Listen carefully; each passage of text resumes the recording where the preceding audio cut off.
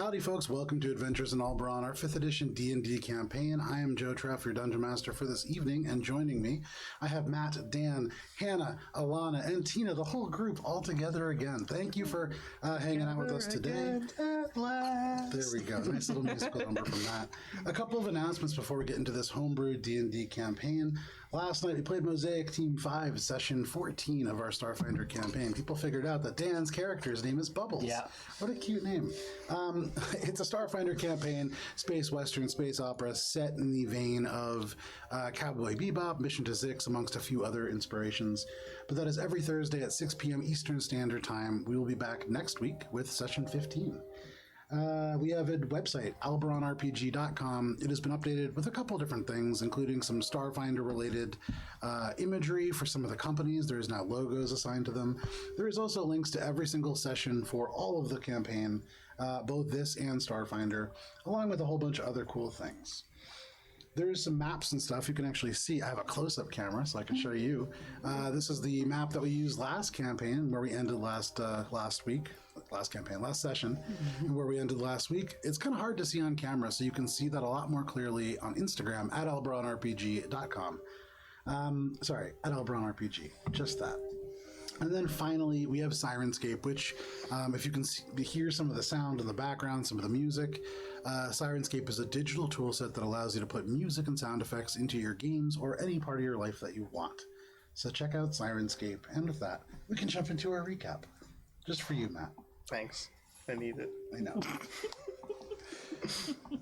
Oh, all right, so where's my music? Okay.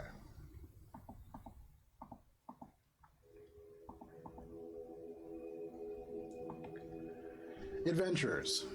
Last we played, 2 whole weeks ago, you all traveled down the staircase and found yourself confronted by a door.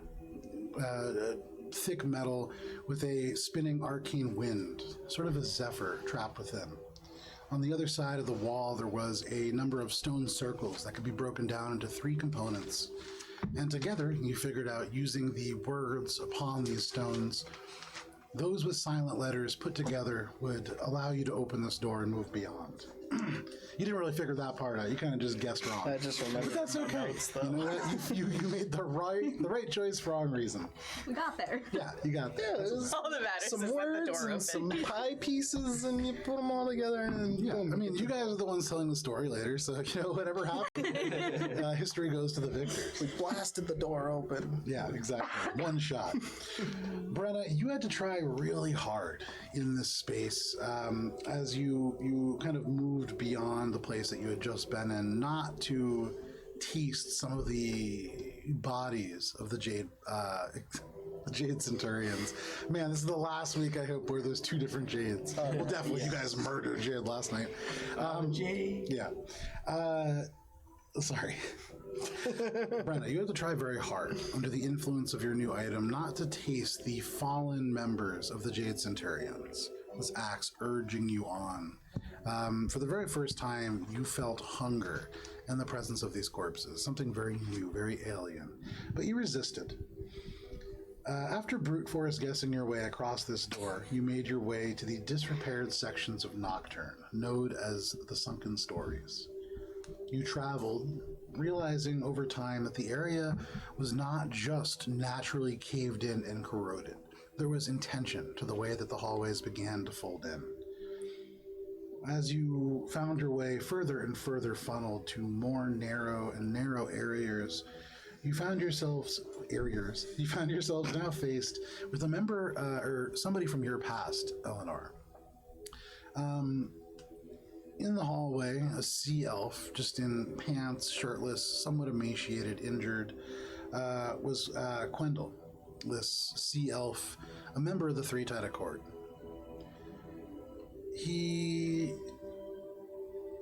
You, for the most part, tried to reason your way past, but under the influence of something or someone, he did not let you by. And as you began combat, this awful, sickening, sucking sensation and sound emerged from behind, and this golem of 1,000 beating hearts surged its way into the hallway. My words are having trouble.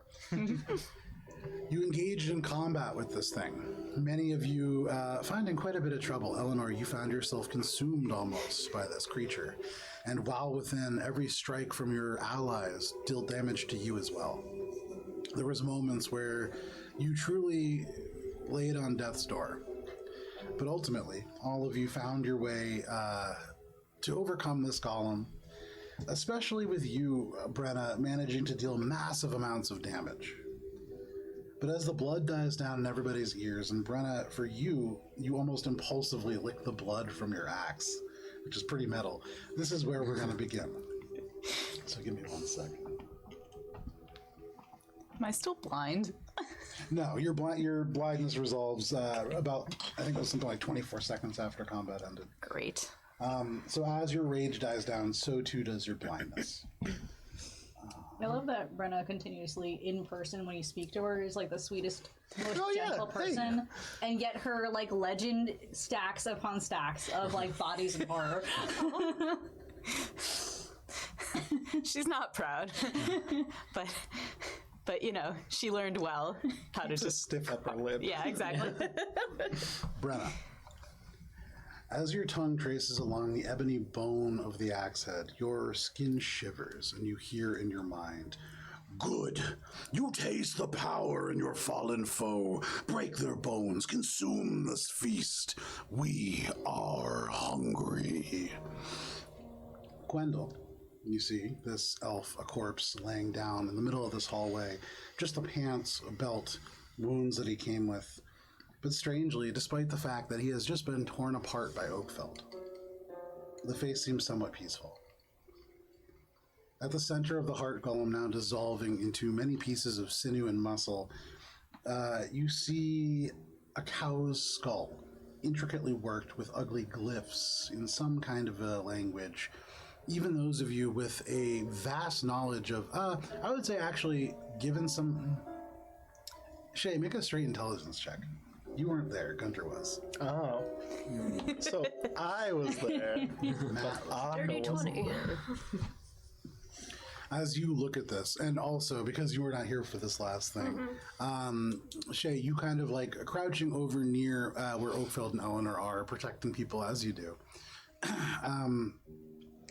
As you look at the skull and you look at the glyphs that sort of move and squirm across it, you've seen something like this before. With the 20, it seems maybe out of your reach. It was months ago at this point.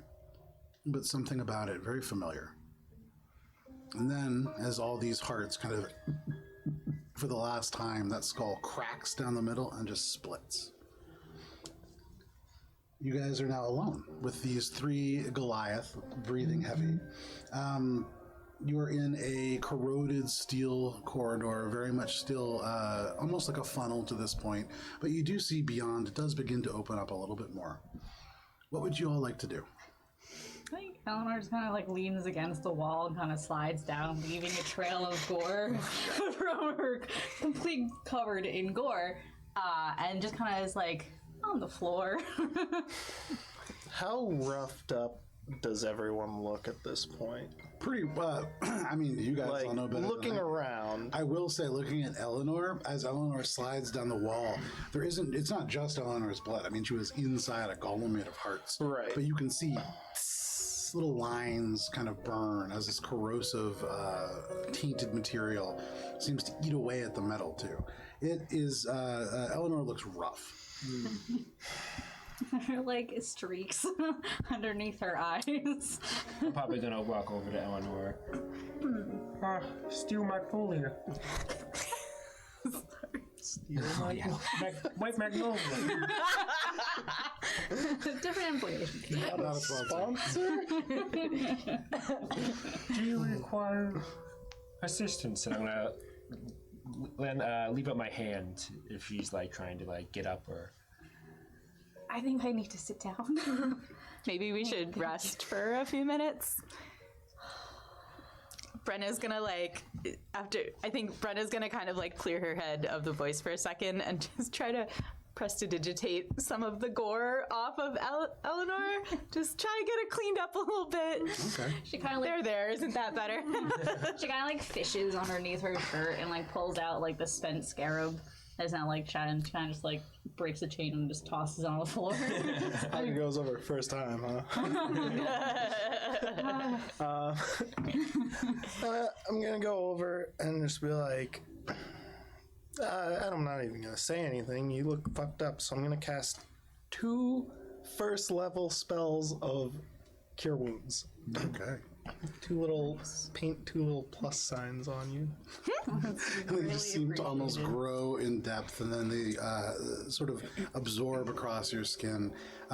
With a combination of the prestidigitation and these kind of cure wounds, it does lift a lot of the grime away from you, but still there are times where you kind of cough and you taste iron, you taste elements that you swallowed inadvertently. It's hard to get all of it away.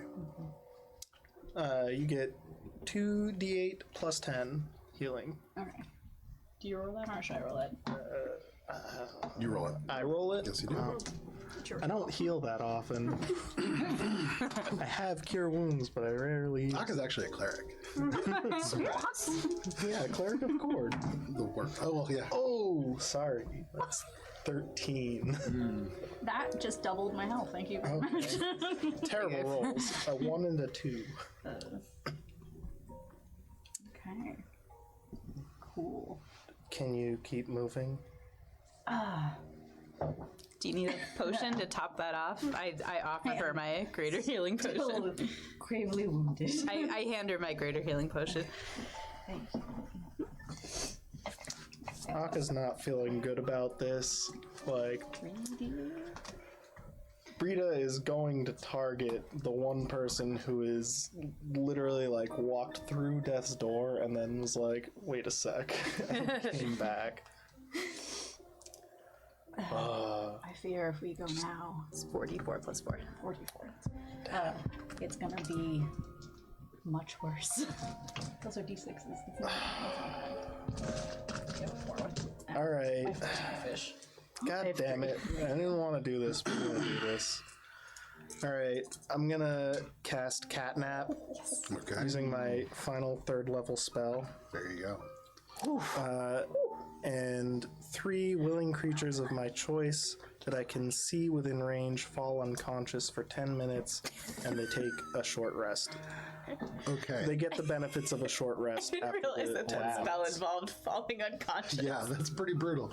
So Yeah, I didn't realize really until I mentioning just said anything. that. I'm gonna like go over and I have to like do a little painty thing. on the Okay, ground. Be like, all right, who needs to rest? Besides, Yeah. okay. I'm looking at Shay's fine. I'm looking at Oakfell. I can probably use it. I could probably use. I would be less inclined to, but like I guess I will. I'm gonna just like make the space, and whoever sits in that space is like She took 21 points of healing over the last 2 sessions. whoever goes into that space. They'll be the ones. So near you two, so that you get it. And then if you happen to wander over, I'm not gonna stop you and be like, no, you can't get your benefits. But no, fuck you.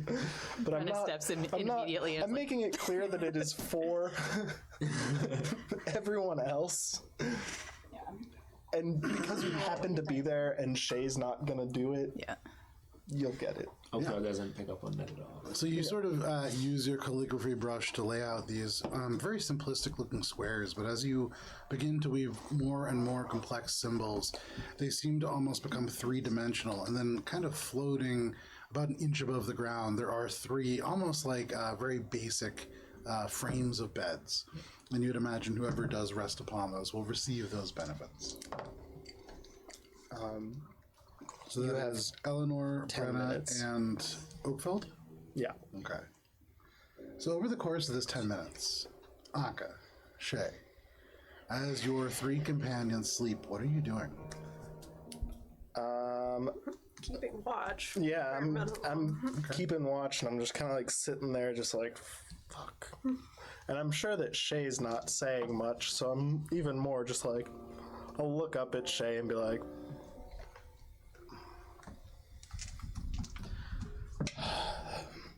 Something on your mind, Aka. Something on your mind. it's just feels like more of the same.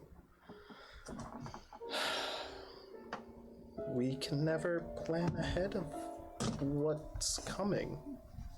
And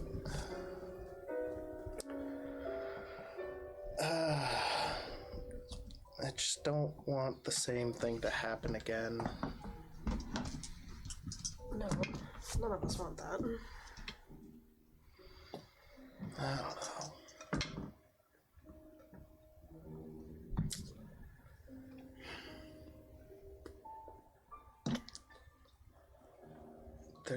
We can't prepare because Brida's gonna know everything.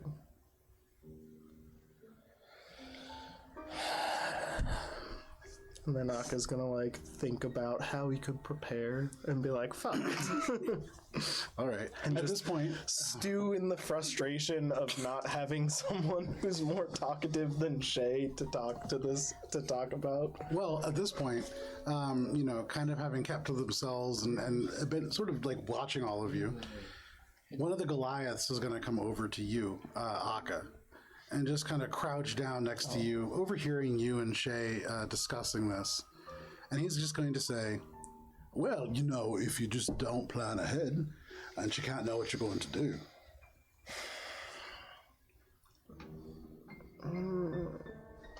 I mean, yeah.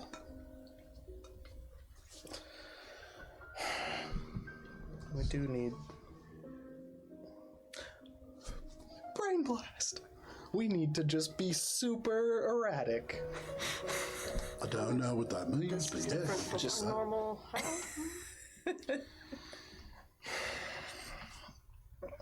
I don't know. We got you guys. That's different. It is.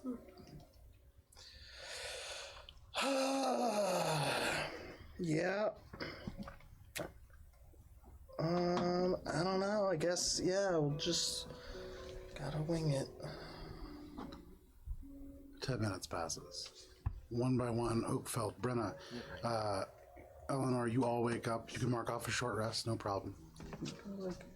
If you would like to use hit dice, you are welcome to do so. Hit that. No. Choose how many. Okay, now I see. Now I see. Use all of them? Nice. And I'm still at about 2/3 health. Alright, well, you also have a lot of help. I do, yeah. I think I'm gonna spend the last 4 hit dice I have, Yeah. because I think like if I don't, Yeah, for me, it's like whether I spend them now or later doesn't matter too much, so might as well. Yeah, you definitely want to. You don't want to just not. Check on Right, right. I'm saving them for the next short rest that Yeah, we definitely exactly. won't take. So, now that you have all found your short rest, most of you feel a little bit better. This far beneath the city and in the kind of rusting, caving in hallways, it's hard to feel too good. But for all of you now here in the darkness, what would you like to do? Does the voice seem satisfied for now that I had a little taste, or is Yeah, it you still haven't heard it. bothering me? All right, cool. I'm just gonna try to forget that happened. All right, we need to move. And now Aka's like, fuck, that was my last chance of using my 3rd level spell. Now I can't haste. We don't need that. we know, before we go anywhere, what do we know?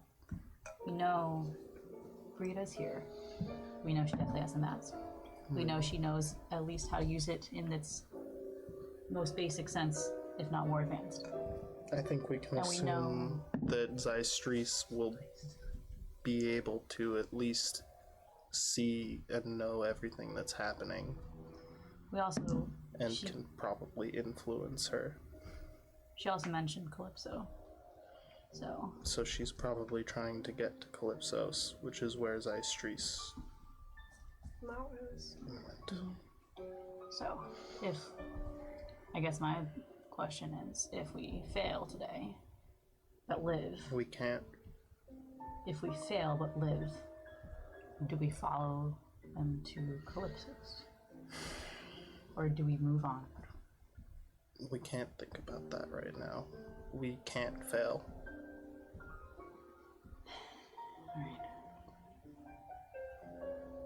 And Aka's gonna start moving forward. There you go. The Goliath all get up and they start to follow you as well. Anna kind of turns to the Goliath and be like, listen, if you guys... I don't know if your friends are going to be in the same direction we're going in.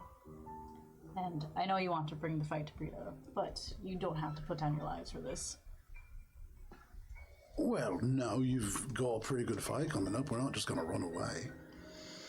You should also know that anyone with a weak will is probably going to be a liability. You can see, I'll look over at myself for a second. he straightens up and he kind of looks at you.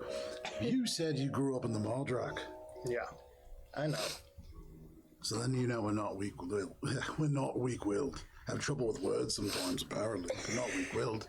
Just know that she can probably get in your head. Nah, not mine. Well, Regardless, if be you... aware. If it comes to it and you need to prioritize your own lives, no hard feelings. And then Eleanor just kind of starts walking down. Aka doesn't respond to that. There's an audible. He kind of like, you can see it takes him a second, and he takes a couple steps to catch up to you, which is really for him one step. And he goes, wait a second, it's not that we don't really care about laying down our lives. A good death is a great way to go.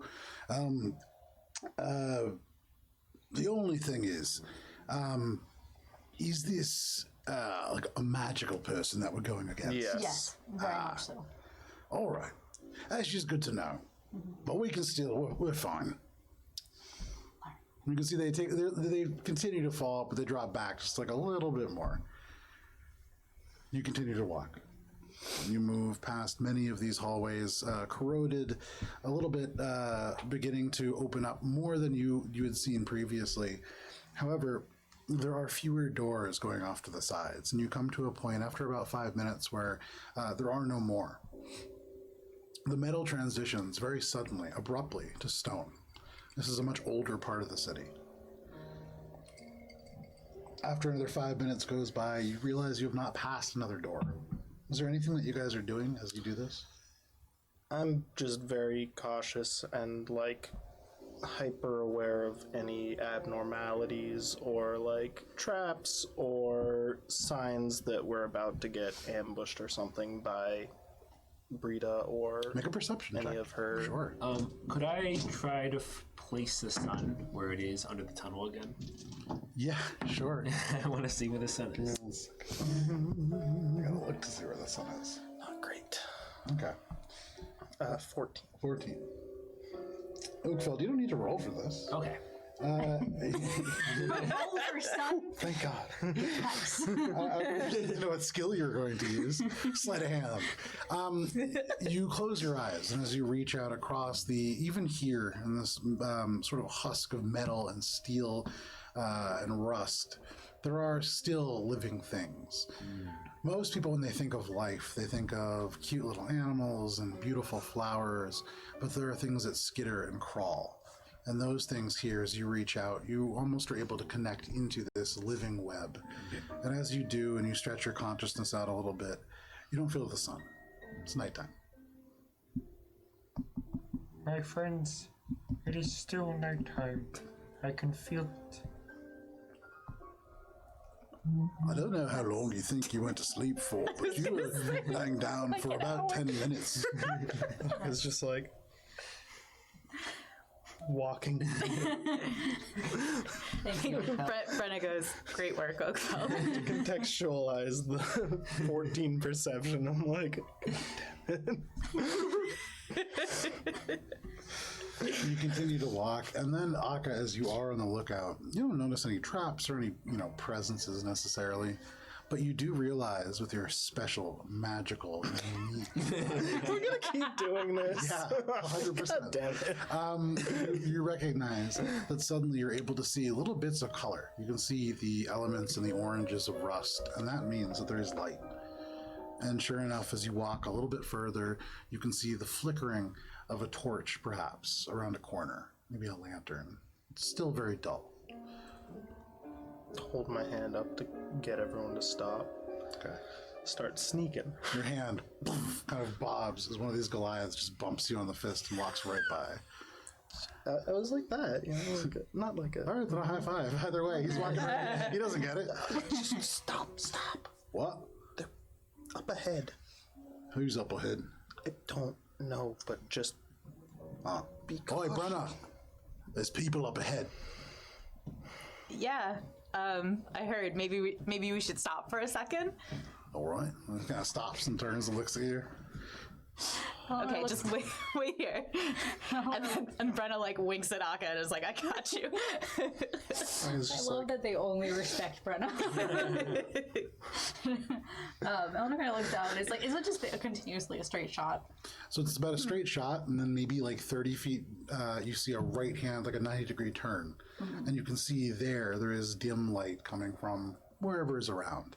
And I would say, Shay, with your passive perception, you hear just a faint wind from beyond, and then the just like pages flapping in the wind. You want me to go take a look? Well, I have a feeling that whatever's around that corner is probably our final destination. So, I'll follow close behind. You shouldn't go alone. Make a stealth check.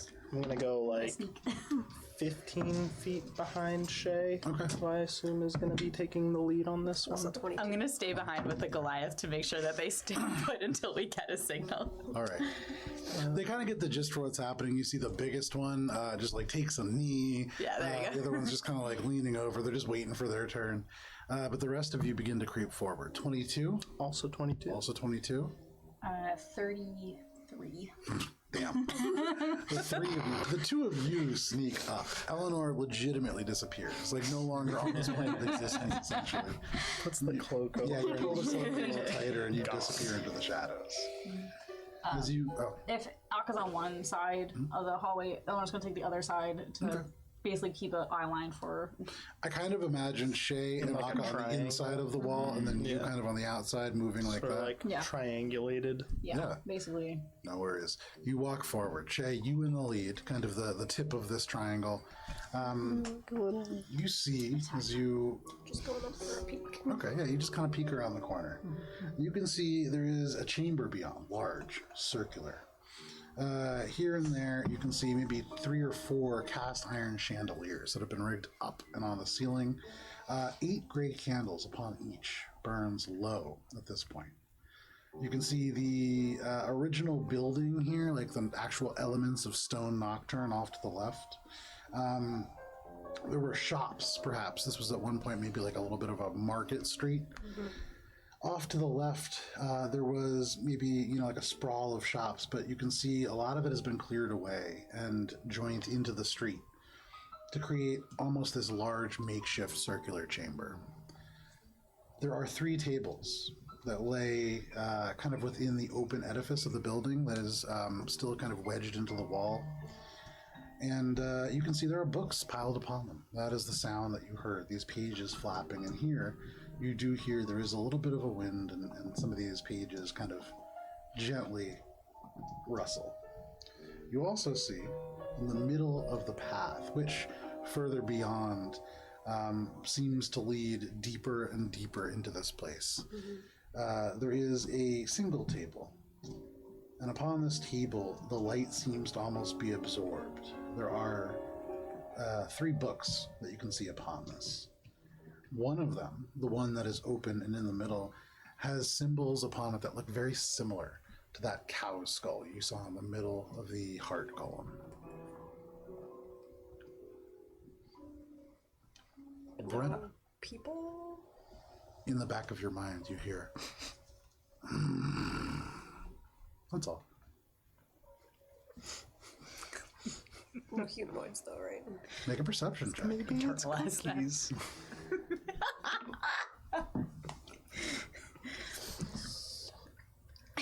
$26? 26.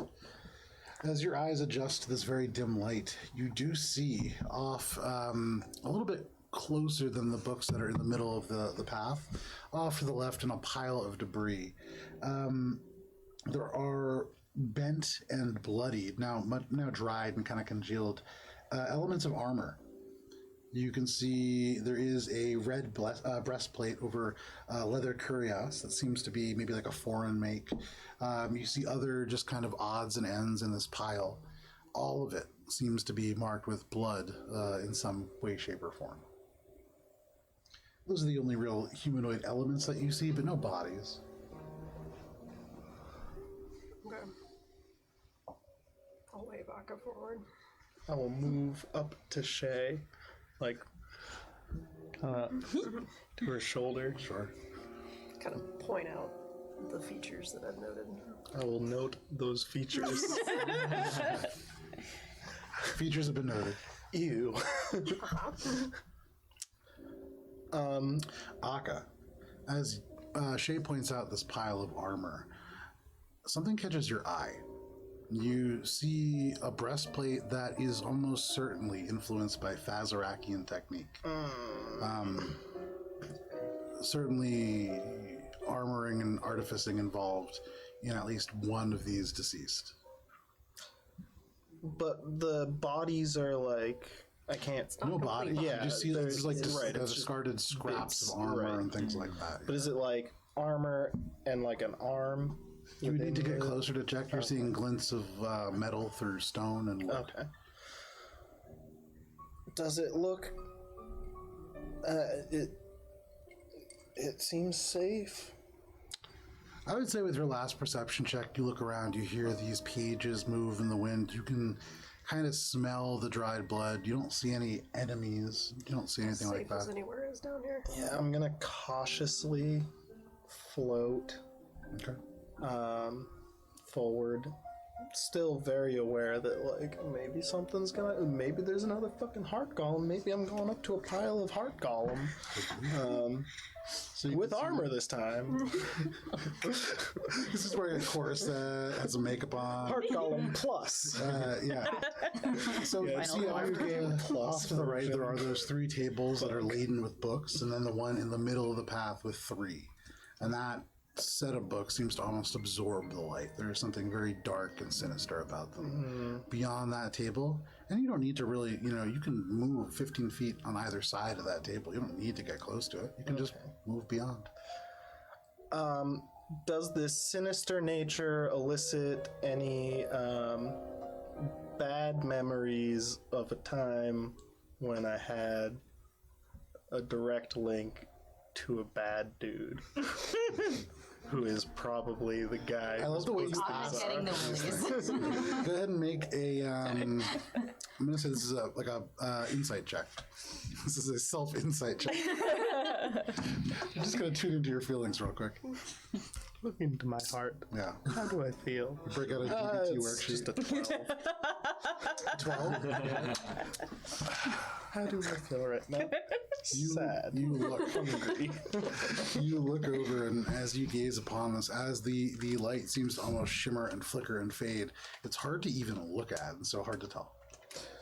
Like, hard to look at, probably the same way that other thing was hard to look at that was another one of the phylacteries. But this probably isn't a phylactery, but it's... Aga's like thinking through all of this in his head. How far away Smoke starts to Brenna and like the emerge from your ears. Goliath from us at this point? If you guys move to the edge of this kind of corner, what did I say, 30 feet from where you guys have begun? Okay. So Eleanor's seeing everyone's kind of like no obvious action of like, a fight. Eleanor's gonna like signal around the corner to Brenna and the Goliath that it's like move up. Okay. I'm gonna... So the bodies are past the table? Or the pile of armor? No, that's got so bodies? it's maybe 20 feet in on the left as you walk by. Oh, that okay, as and you then go the to table's ahead. Yes. Okay. And then off to the right, there are 3 other tables set in, where at one point there was a building, the kind of front part torn away, Okay. now open and part of the street, this large circular I want to chamber. like make my way to the pile of bodies, check out specifically the armor, but also like just get a good. What the fuck is going on there? Eleanor's gonna go along the And wall then- on the right hand side. Okay. The Goliaths and I will Once just I enter see the room. how I feel getting Like, closer come on, to those guys. books, I might go check out the books. Okay. I'm gonna follow If I behind the don't get Goliaths. extra willies when I get closer. So, Scientific willies. the Goliaths, Brenna, you guys move kind of right just in the middle of the opening of the entryway. What are you doing, Shay? I'm gonna go observe the tunnel that goes further. Okay. See if there's anything. You begin to make your way a little bit further beyond.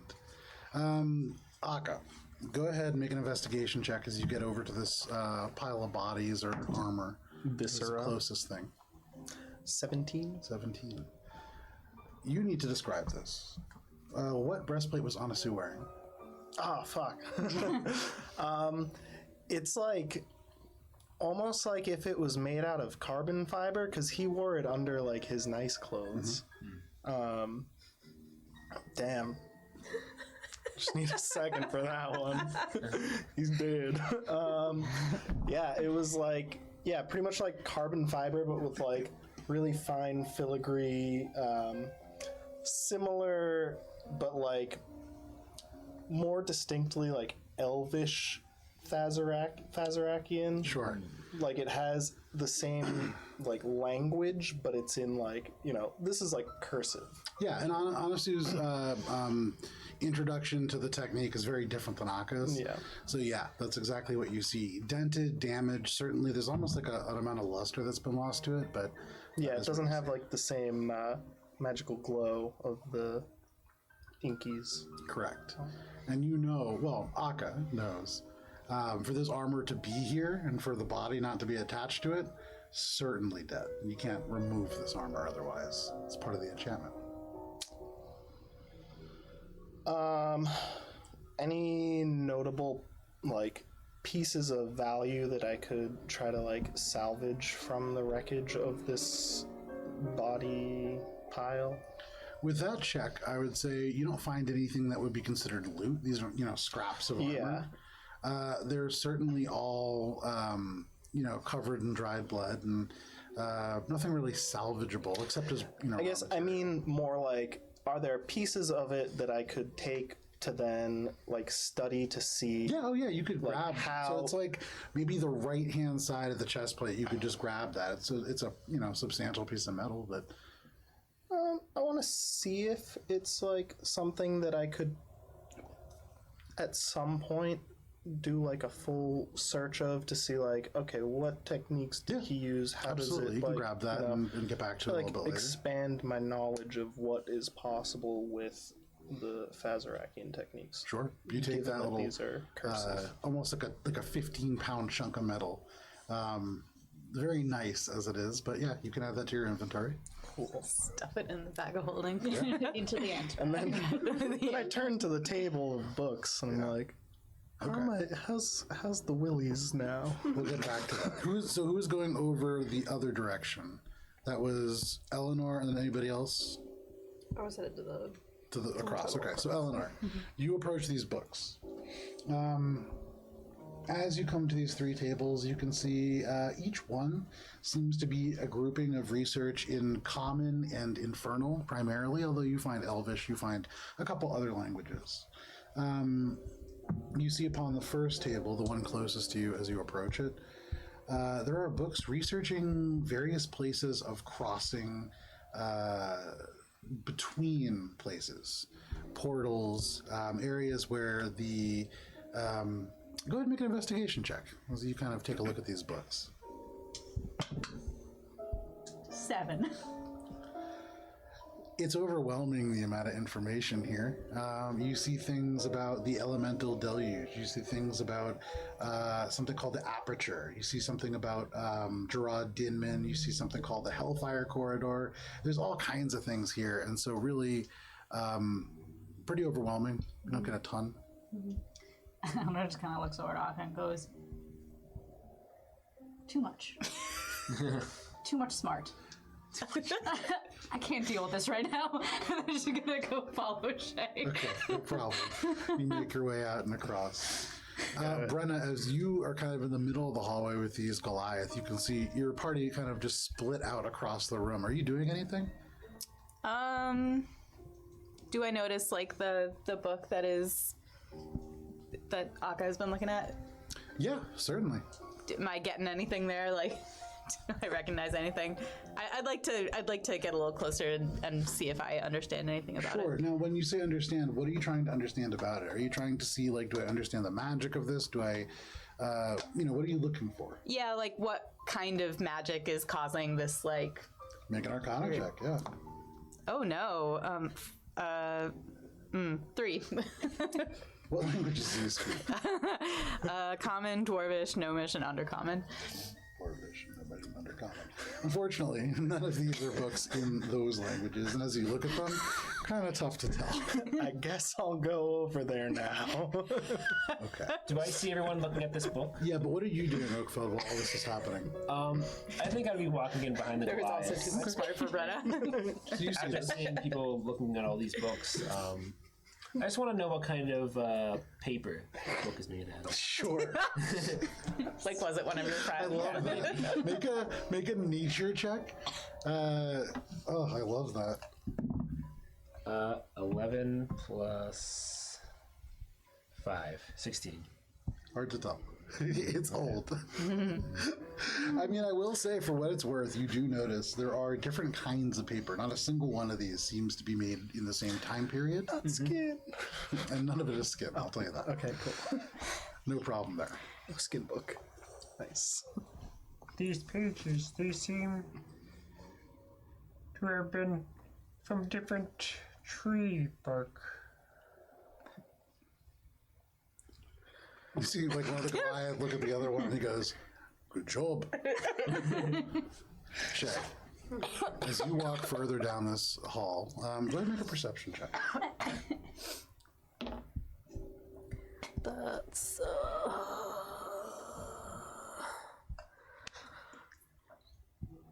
29. This is a long hallway. As you look beyond this arched door, maybe 90 feet, this stretches. Almost every 30 feet, you can see there is a ring, like an arch of torches, although all unlit. The one exception being very far, almost at the very end of this hall. You can see there's a dim torch that is backlighting a cage. This cage has over the top of it almost like a collar of spikes. And then as that light flickers a little bit, you can see there is kind of standing upright, almost perfectly silhouetted, this humanoid form. Wearing a hood, a cape. They're standing very upright, masculine figure, certainly. I'm gonna duck into a shadow and kind of just wait for everybody to finish what they're doing. That was a 29? Yeah. With a 29, right as you duck into that shadow, you also notice, as your angle changes, there is at least one figure off to the side. And based on how it stands, you would imagine probably two, one on either side of this other figure. Heavy, heavy armor. And you see this glint, a very almost baby-like metallic face across a heavily armored, maybe a humanoid of some kind. And you see the neck, I'm going into this actual mask, gray, bulbous, swollen, dead flesh. And then you find the shadows. Akka, you approach these books. What are you doing? Reading the covers, seeing what they are. Remind me what languages you speak. The only thing I know about your languages is myself. that you don't speak giant. I no longer speak giant. But these are probably more infernal or something, or abyssal. I'll say you definitely know Elvish, right? So you I know common, draconic, dwarvish, elvish, and infernal. Okay. You can read all of these. The first one is in Infernal, and it has a name that you recognize. I don't remember how much Akka actually knows about this name, but the title on this book, the one that's open, and as you approach it, it just shuts. Rast's Ritual of 1,000 Beating Hearts. It seems to be a manual for creating those golems. Your eyes shift over to the next closed one, and you said this was Draconic, correct? You speak Draconic? Yes. Joel Khalil's Ritual of Closed Eyes. The final one, Ritual of Close Eyes. Closed Eyes. And the final one in Elvish, strange dialect. This is Winter Court Elvish. Dinmin's Codex of Transdimensional Travel. Okay. The infernal one is the one that snapped shut? Correct. That one's also the one that I feel like I want to burn. Does it's magical. It just magically shut itself. Certainly. You don't need a roll for that. Yeah, that's magic. Does it seem like I would be able to destroy it with non-magical means, or does it seem like something where if I tried to burn it, it would just be like, no? Yeah, given your background with magical items with the Dungannon Antiquities Collective, almost certainly there's going to be some kind of an extreme way to destroy these. Akka, make an intelligence check. We're going to Mount Doom. I said we're going to Mount Doom. Oh, God. 10. It's hard to tell. You know, you can't really think about exact specifics, but maybe Mr. Gift will know. Yeah, I'm gonna carefully put the Rast's Ritual of 1,000 Beating Hearts into my bag for disposal. Okay. And then Ritual of Closed Eyes, what was the name? Jawail Khalil's Ritual of Closed Eyes. Have I heard that name before? Make a history check. I feel like I have. Matt has not. Okay. Did you say that that one was in Draconic? Correct. My friend in the Axe does speak Draconic, so I don't know if we're okay. I don't know if he has anything to say, but Not so Can he eat it? No. What was I rolling? History? Yes, you're making a history check. 19. shot. The 19. There's something that maybe Drea told you. You remembered that name, especially Khalil. That sounds familiar. It doesn't really ring any bells directly, but definitely ask Drea. Okay. I'm gonna skim through that one, and then Dinman's Codex of... That sounds like if we have to go to Calypso's, this book will be useful. But right now, I'm not trying to travel interdimensionally. Sleep them all. Okay. The whole table. Well, no, because I'm gonna skim through the Ritual of Closed Eyes just to be like, what is this Ritual of Closed Eyes? What does it do? Make an Arcana check. As soon as you open it up, you can see the ink squirms across the page. This is almost locked arcanely. Natural 20. You've seen something relatively similar to this. 35 for the record. Jesus. And interestingly, the last time that you saw it, not in any kind of spooky evil context, but certainly powerful, you've seen ink move and disappear on pages before. In Heinrich's book. But as you sort of look, you concentrate, and having seen the sort of almost trance-like state that Heinrich is able to achieve, you do something very similar. And the words seem to almost begin to come into focus, like these weird squiggles had always been letters. This ritual uses Jarred Beholder's eyes to create a huge area of magic darkness. Say. Jarred Beholder's Eyes. Yeah.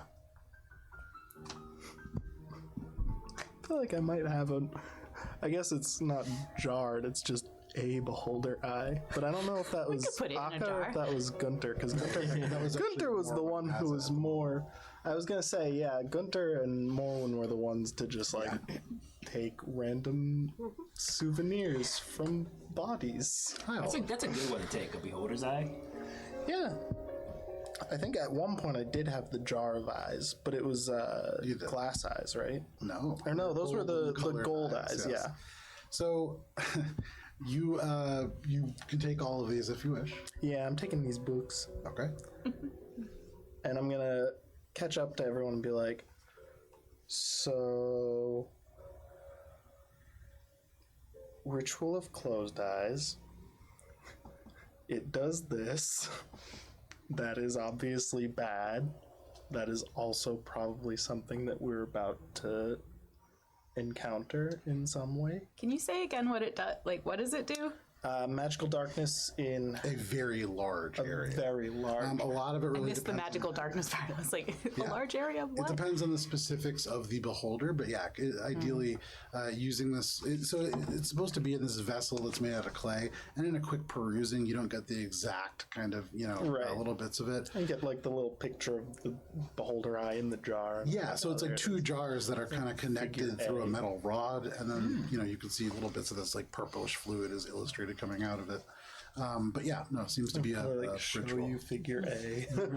So if we find a jar like this, should we just smash it? I'm guessing that if there are any jars here like this, then it's because the ritual has already been performed. I mean, like, if we are in magical darkness and can't see, right, would smashing the jar end the ritual? Skimming through the book With that natural 20, yes, that would. Yes. Does your hood let you see in magical darkness? Let me look at my notes. It does not. Yeah, It does- okay, I was like, I'm pretty sure it gives does you dark vision. dark vision. Does dark vision, okay. Yeah, which Eyes was of the significant. eagle don't either, But yeah, right? no. They I don't. don't think so, no. Of course they I don't don't, think I have any because way of why seeing. would they? If this is There's the thing. already that so we- much darkness I down think I here might already. be misremembering because I got an object in a different campaign that recently that let me. ignoring. Yeah, no. So, if this ritual has been cast, then there's going to be a very large area of magical darkness. Finding the jars would destroy them, but there will be magical darkness. So, You never know. Cause as much Guess chaos just as possible. keep that in mind. Hope that we knock it over somehow. Sure. Brenna's gonna try to explain plainly to the Goliaths that she's gonna be like, see that picture? If you see that something that looks like that, smash. I mean, it just kind of looks like a jaw. Yeah. All jars, just smash them. Do you know what a beholder is? I've heard of them, yeah. Smash the jar. Beholders are bad. All right, I follow that logic, sort of, I guess. Okay. That's all that matters. Smash the jaws. All right. And I make my way back up to Shay and just kind of hover by her As you shoulder. get closer, Yeah, sneaky sneaks again. Okay. As you get closer, and Shay kind of gives you these hand signals. You look ahead, and you can see still silhouetted about 80 feet down in front of bars of a cage, a humanoid of some kind. I whisper to Shay, do I use the book? The book to teleport it over here. there's 3 of them. There's like a cage. One of them's in a cage. So looking, and taking a moment, and with your special eyes, you can look down and you see maybe about 50 feet down, the room opens up. This hallway seems to continue another couple of feet into the room. It's like a narrow passage, and there's a cage at the end of that passage. Okay. Almost like a hard to really. The humanoids aren't in the cage. No, they're in front of. You can see the silhouette of this person kind of in front of the bars. Oh, okay. There is a single burning flame behind them somewhere, maybe a candle or a lantern. Do we try to sneak up on them? I don't think we can. But Do we just attack them right here? how are they gonna get us? I guess there's not a very high likelihood that they'd be allies. They're not Goliaths, right? They're not Goliath-sized silhouettes. Make a. I would say you can tell. No, probably smaller. Okay, so You probably look not. over at the Goliaths. You see 2 of them kind of standing over with Brida. One's wandered over to the 3 tables of books and is just kind of looking at them. And you see picks one up, nah, throws it over the table, picks another one up. It's gibberish too. Throws it, looking for something that he can read. But yeah, it doesn't seem to be that large. I'm assuming Chances are they already know we're here. Do we bum rush them? it's either going to be a fight or a mighty. Let's get him. Brenna's got the axe. She's like, yeah. All right.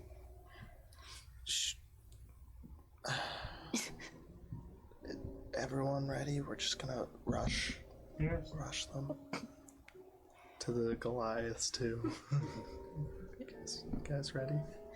You can see he just goes, yeah, I mean, we've been waiting. All right. They just been standing around. 3 ahead, probably magic. All right. But we're not trying to sneak up with them anymore. No, we're just gonna rush them all at once. All right. Eldred, come here. And the guy who's looking at the books kind of holds up a book and goes, I'm trying to read. Still want the element of surprise. God, I think that's long gone. Okay. You can see he goes, what, you go say that? I thought it. Okay. Eleanor's 1 just like, second. "Oh." Just the guy over at the table, scoops a couple other books under his arm. Eleanor's gonna sneak, but just start moving down the hallway. Her patience and her nerves are like at their maximum. It's a 24 24? because my Ooh, lowest you roll needed is a a 24. 25. They see you. So you begin to sneak. You feel very hidden. Anybody else trying to sneak, or is everybody just beginning to run down the hall?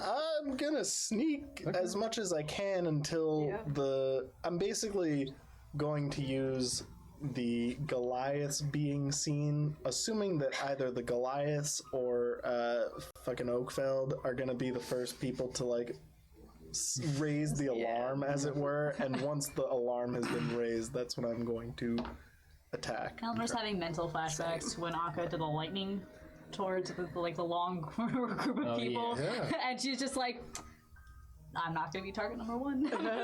You begin to kind of like quickly and quietly make your way down the hall, trying to get out of this narrow, very narrow area.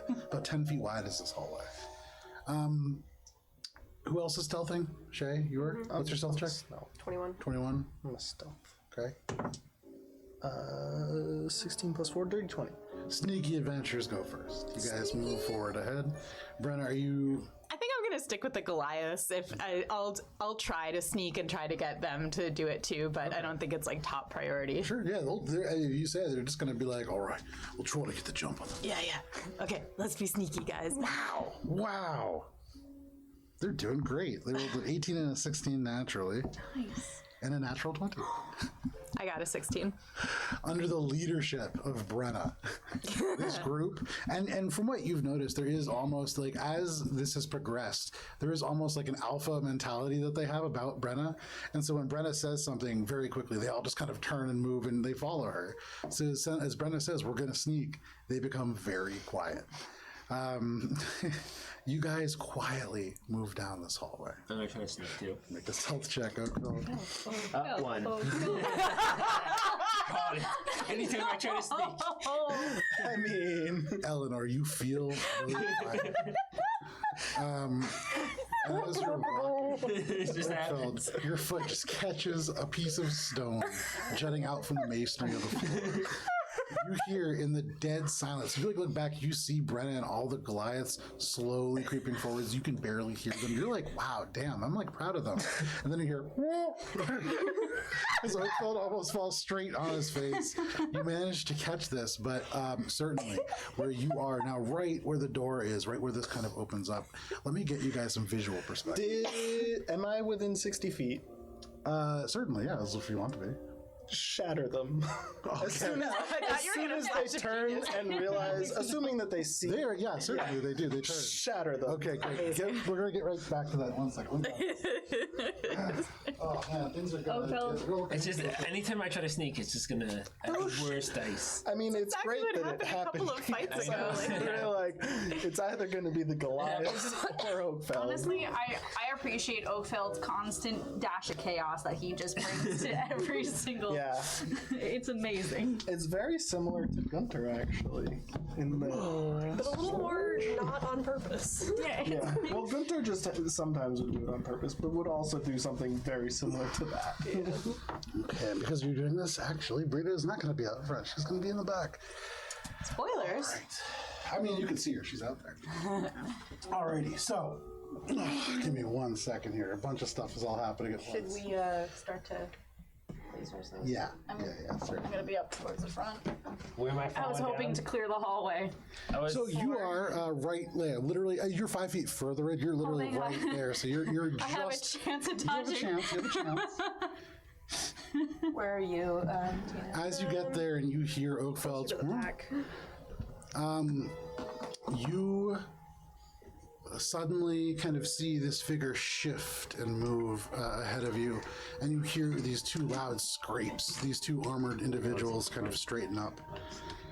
You hear in your mind, all of you, "Come, Eleanor. Let's spill the blood from your throat before I leave. I don't need to take any of your lives, but I want to. Come."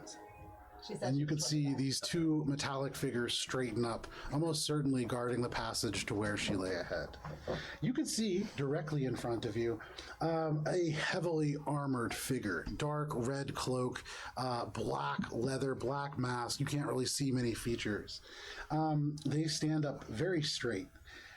And right as they begin to speak, you hear, "I do say, it may be," and then the shatter appears.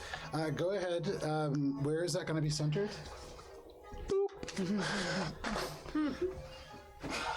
And that's 20 feet? 10-foot radius, so it should get all of them 10-foot radius. if I place it. Oh. So that is going to get... Where's my 10-foot? I believe... Yeah, that's going to get all of them. No problem. So what kind of save is that? That is a con save. Okay. So first, for these Husk Nights, that is going to be... Fun name. The implication, though. I know. What are these Husk Knights made out of? You're gonna try to heat metal. You have no No. idea. Well, because just for you, a creature made of inorganic material such as stone, crystal, or metal has disadvantage on the saving throw. They are not. So you can actually see, and Shay saw a little bit, this grayish bloated skin underneath. Okay. And for Matt, although there's nobody here who would really know, you definitely noticed there are elvish markings on the skin of one of them. You can see one of them probably on a sail. Oh, okay. So the second one, that's a natural one. Okay. And then for the middle figure, that is a success. I thought you only took the one book. It's a He took all 24, three of right? them. That's a pass? Yeah. Yeah. He only was really looking at one, but Okay. 2 fails, 1 success. 2 fails, 1 success. All right. Ooh! 3 8s on 3d8s. Nice. Max damage. So 24 damage for the ones who failed and half on the successes. And any non-magical objects that aren't being worn or carried within that radius also take damage. If it's in the spells area. Interesting. I just had to say it because I noticed that there are these things that may or may not be non-magical.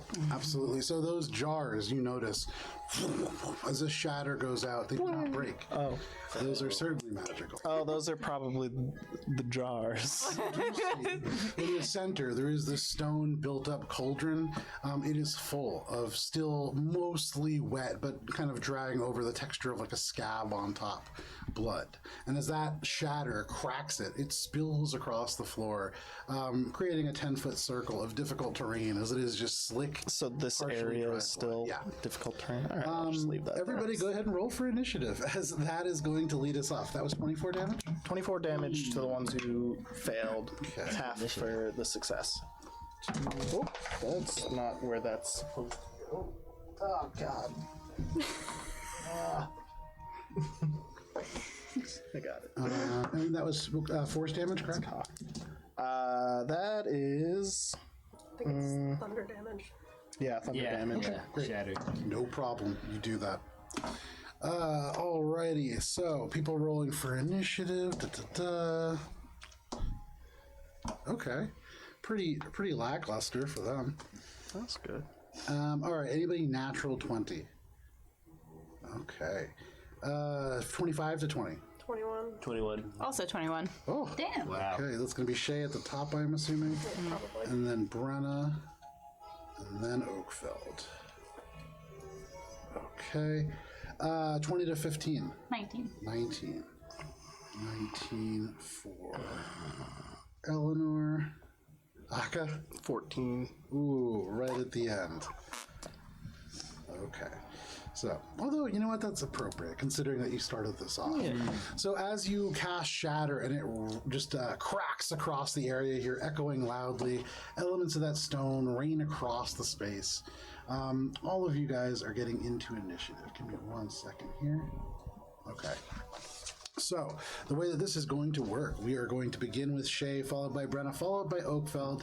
After that is going to be Brida, followed by Eleanor, followed by the Husk Nights, followed by Aka, or sorry, I did not roll for one person. Okay. Aka, you were not last. Yay! Nice. Just barely. But there's And that somebody means there's up someone here. else that we don't know about. No, it's one of these three. This So- guy. Sure. It is that guy. All right.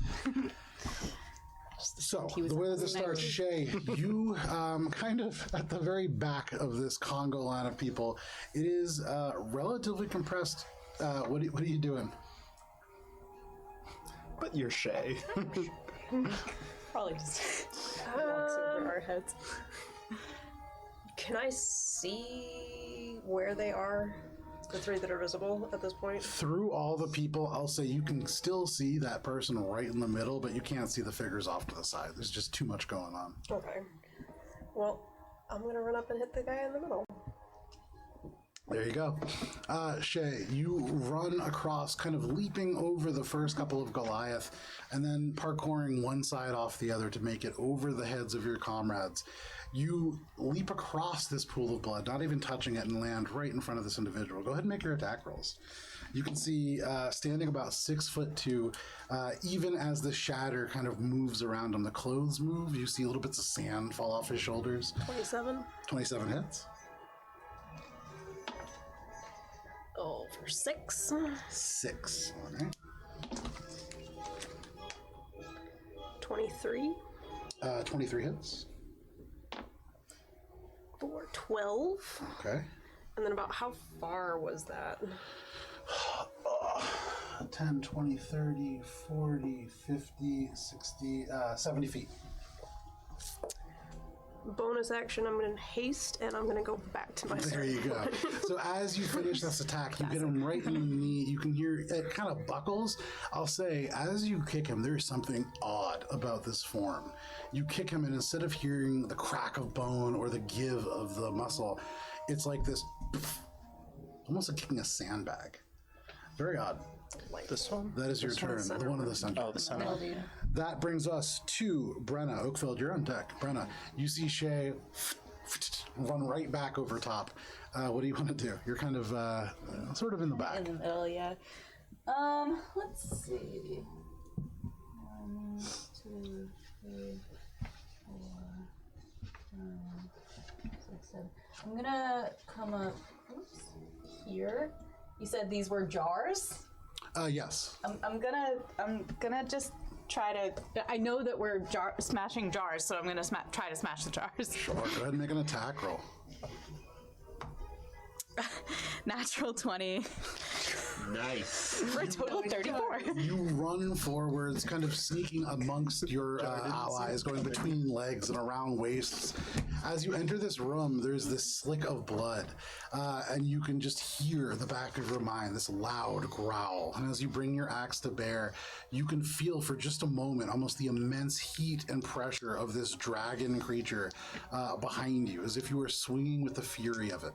And as you land this strike, at first the reverberations hurt your arms.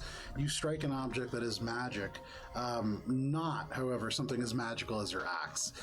These jars almost vibrate. You see these little cracks form, the axe head not quite touching, getting closer, this force almost building, and then there is a crack just as loud as the shatter as these burst. And you can see this huge eyeball splinter and shatter detonating across. Very well done. Thank you. Damn, that's unfortunate. Okay. This is why I communicated about the jars. Right. All good, yeah. First time ever you guys communicate. Look at that. Books. Brought to you by your local library. The more you know. You can hear from the very back, Eldred the Goliath go, oh, glad about these books. That is your turn? Let's see. Is there any bonus action perhaps you would like to do? Yeah, I'm gonna rage. I was trying to remember whether I should hold off so I don't lose it, but if I get hit, I keep it, right? So yeah. Oh, well, imagine if that got on Brenna. That would be amazing. It's as long as you do it on your next turn anyway, right? I'm No, but I want the resistance. Right. Oh, yeah. Oakfeld. Yeah. As you watch Bretta disappear amongst people's legs, what do you want to do? I'm all the way in the back. Can I get through those people? At your size, certainly not. Okay. Magic here. Am I in my tree form right now? You tell me. You're the 10-minute break, so if you keep it through, then you certainly are. Yeah, Otherwise, I can just keep it through. I feel like either way, I'd probably be too big to fit through these people. I'm going to hold my action and... Can you move your microphone so it's facing you? Oh, yeah. I'm going to hold my action and charge with them when they charge. Okay, fair enough. So you hold your action to charge if they do. Oakville, that is your turn. That brings us to Brida. Okay, she's just going to hold for now. Yeah, she's good where she is. That is going to bring us to Eleanor. You can see in front of you, like above and beneath you, first Shay, and then as Shay begins to strike, Brenna kind of like wedges between your legs, and even as you're moving, Shay, already back behind you. You are now in front. You see this individual kind of catch his stance, a little bit knocked off guard by Shay. What do you want to do? All right, so I hear the shatter of the jars, and Eleanor kind of calls out to Brenna and be like, excellent work. And then she's gonna just like move Okay. just enough so she has some cover. Sure. Engage the rapier, Okay. and then target Sandman. Okay. Sure. Go ahead and target Sandman. So I'm guessing this is just a regular attack because everyone knows we're here. Yeah. No, you guys are not hidden. Yeah, no. That would be. You were. And then Oakville. Yeah. Listen, I have no anger. Oakville is fine. That's gonna be a 20 to hit. A 20 to hit. A 20 hits, just barely. Absolute shit damage. 6. Hey, you know what? Every little bit counts. You see this rapier into the darkness. It seems to hit this person who's already kind of like wheeling a little bit. It doesn't hit true. You see this of sand kind of flow out for just a second. Anything else, Eleanor? And then she's gonna kind of call out. I don't have eyeline on Brida, do I? I can't actually like see her. No. Bastard. Yeah. Level design. She's too good. I hate her for it. I'm going to just like point at the salmon and be like, another fool fallen under Brida's spell, and try to get him to target me with Kanash. Sure. That's contested by insight, right? Yeah, and he has to beat my natural 20 for a total of 35. I'll tell you, you rolled a 7, which puts him in the 20s. It's tough. However, as you say that, you see he straightens up a little bit and he says, "We'll see about that. A good fight we'll have." And you see he flicks out this little rapier and seems to almost gesture like a duel. This is an individual who ready to fight you, absolutely. Anything else, Eleanor? That's gonna be it. Actually, no, because I already took my bonus action. Never mind. But I am going to kind of like, I'm gonna move into the room and keep behind this farmost left pillar. Okay. So I'm clear of the door, but have some sort of cover and visual cover. That brings us to the Husk Nights. So, first, let me slide this back just a little bit so people can see the main part of this room on camera. Just as an FYI, when I raged, I got the +1 to AC for everyone within 10 feet of me. Awesome. So just Very cool. FYI. He's going to move 10 feet that way. He saw And a Eleanor. 6, and I looked at here and I was like, cool, extra 1d6 force damage. And then I looked back and I was like, no, we want the ones, Eleanor obviously. in the corner next to you. He has to take his action to move further, but He is now in range. As you kind of dart into cover, you hear these loud metal footsteps. You smell decay, and then standing around the side, you can see this baby-faced metallic mask attached to this hideous, decomposing body. You see behind the mask elements like still like rotting eyes, blind and cataract, of an elf or a half-elf, perhaps. However, that is that one's turn. The one that gets close to you, Brenna, you can see they're holding this massive axe, but they open their arms as if to embrace you. And as they get a little bit closer, you hear in the back of your mind, I see you. And from this individual using the, what's it called here? Using their spell storing, they are going to cast Immolation, or Brida through it is going to cast Immolation using her held action, and that is at 5th level. So go ahead and make a Resistance to fire damage. Go ahead and make dexterity That's saving good, throw. because you're going to need it. Dex saving throw 13. 13? Yeah. That is going to be a failure. Wish I could do something. It's okay. I am just a big sack of hit points. That's my role here. Good, this is a lot. The downside of being a martial class is just Yeah. watching everyone being like, "Ee, It's fine. oh." Everything's fine. All right, that's 8d6. Ouch. Yeah. Brenna, as this individual grasps you with these metal arms, suddenly the metal heats and heats and heats, and there's this roar of flame. You're going to take 29 points of fire damage, and that's halved, I believe. Yeah. To 19? Is that right? That sounds wrong. No, 15. No, 15, yeah. That's not that much. Not bad at all. That's his action. That is the other one's action. That is going to be their turn. That brings us to Oh, no, sorry. My mistake. Akka. What do you want to do? Long last. All right. Gonna use my first action to cast Forgot to put the Goliaths in, but I'm going to put them at the bottom of the order. Mirror Image. That's appropriate. And my bonus action to use my Echo Knight to have my Echo Knight form. So I'm basically doing boop, boop, boop, Shadow Clone Jutsu. Okay, sure. So Move your hands it goes rapidly. from 1 Akka to 6 Akkas? Damn. Too many Akkas. There is this shadow form. Or is it 3? I think it's 3. It's, I think 5 total with the, yeah. With You said you and cast the mirror Echo. image? With me, Yes. the Echo, Yes. and Mirror Image. So action mirror image, bonus action, create the, or manifest echo. Yeah, and then I'm Place your gonna, echo in your, Oh, yeah. you know where you want them. Put them in your tray, I thought. oh yeah. And then I'm gonna move, scoop, boop, boop, boop. Okay. Coverage behind this, I guess. Okay. And then Splash, splash. flank You are this way. standing in I'm drying flying, blood. floating a bit. Okay. You know, Float, float. floating. And so basically, oh yeah, I guess we got like wall of Akkas. Nice. As Akkas just emerge, this huge cluster of Also elves. the other one. The Goliath are all quite confused now. This is going to be They interesting. don't need to actually be there though. These guys. Yeah. So, that is your turn? Yes. Okay. That is it. That brings us to the Sandman. I really like that. So, Eleanor, you challenging this individual, they're going to close distance with you.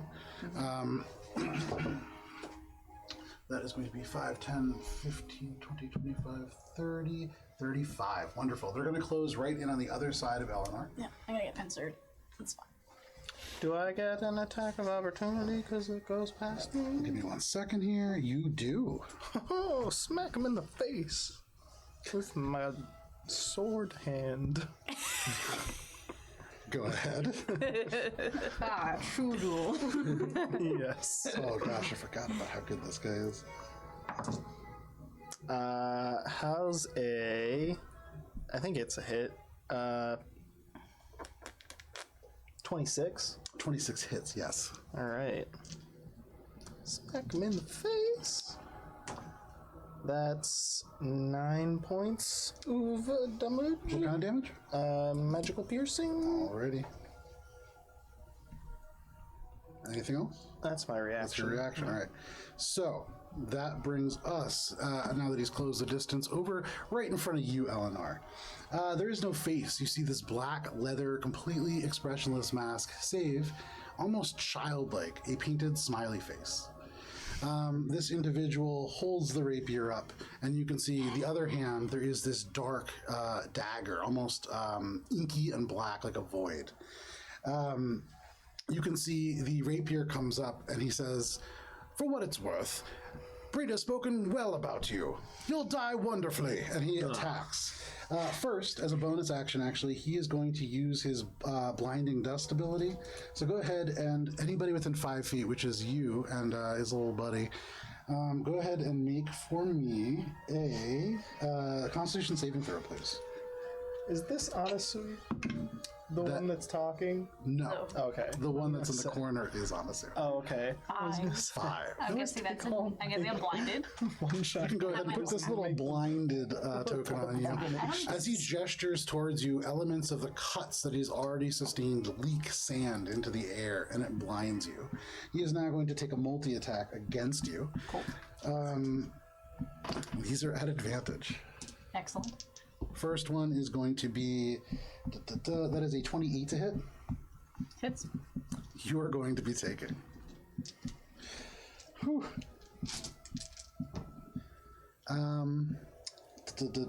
13 points of slashing damage, plus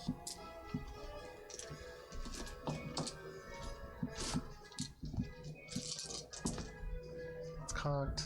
That one's cocked as well. Lovely. 11, 15, 19, 28 points of necrotic damage. Okay. Can I uncanny dodge that? This is a Constitution saving throw. I believe it needs to be a Dex. Or is that evasion? I use my. Oh yeah. I don't think I can uncanny dodge that. Okay. For what it is worth, as this damage sinks into you, specifically that necrotic damage, you feel your maximum hit points decrease by the same amount. Was it 28? I believe so, yeah. Maybe 24? No, I can't remember. Oh no. Go ahead and do 24. This seems to sink into you, whatever this is, and you feel this pain deep. Not agonizing by any means, but it feels old. It feels almost like your joints are aging. That is Smiling Jack's turn. That is going to bring us to the Goliaths. So, They're crammed in there in the hallway. the Goliath have 45 feet of movement, so they're going to do whatever they can to get to Brenna. Hell yeah. I love these guys. How far is that from them? You basically just have a fan club. Brenda certainly, when this is all over. Yeah, She- I she- hope they make it through for Yeah. Brenna. So you can move them all. Oh, right there, yeah. Her old Base contact old with the other guy party that is Brenna's gone. fighting. She's They're totally gonna take their just action to back with these dash. guys. Okay. So all three of these Goliath come pouring out of the hallway now, yelling. Before, it was a relatively quiet fight. There was these sounds of like blows. There's this kind of conversation in the corner. And then all of a sudden, these roars. The Goliath close in. However, it is their entire move and action to get there. So that is going to be their turn. That does bring us to the top of the round. I'm gonna charge with them. Okay, excellent. was So you can use your held. Oh, I see. Oh, there's the held For action. them to charge. So great. You charge out with them. Really more just kind of. It's more a continuation of you tripping. You're still like pinwheeling down the hallway, but no problem. You do that. That brings us to the top of the round, which is Shay. What would you like to do? I'm gonna go hit the Sandman. There you go. Go hit the Sandman. 5 hits. She cast 21? through the other guy. Yeah. 13. 13 points of damage. Yeah. Excellent. So she doesn't 21 again. 21. That hits as well. That makes sense. 13. 13. Wow. Look at that consistency.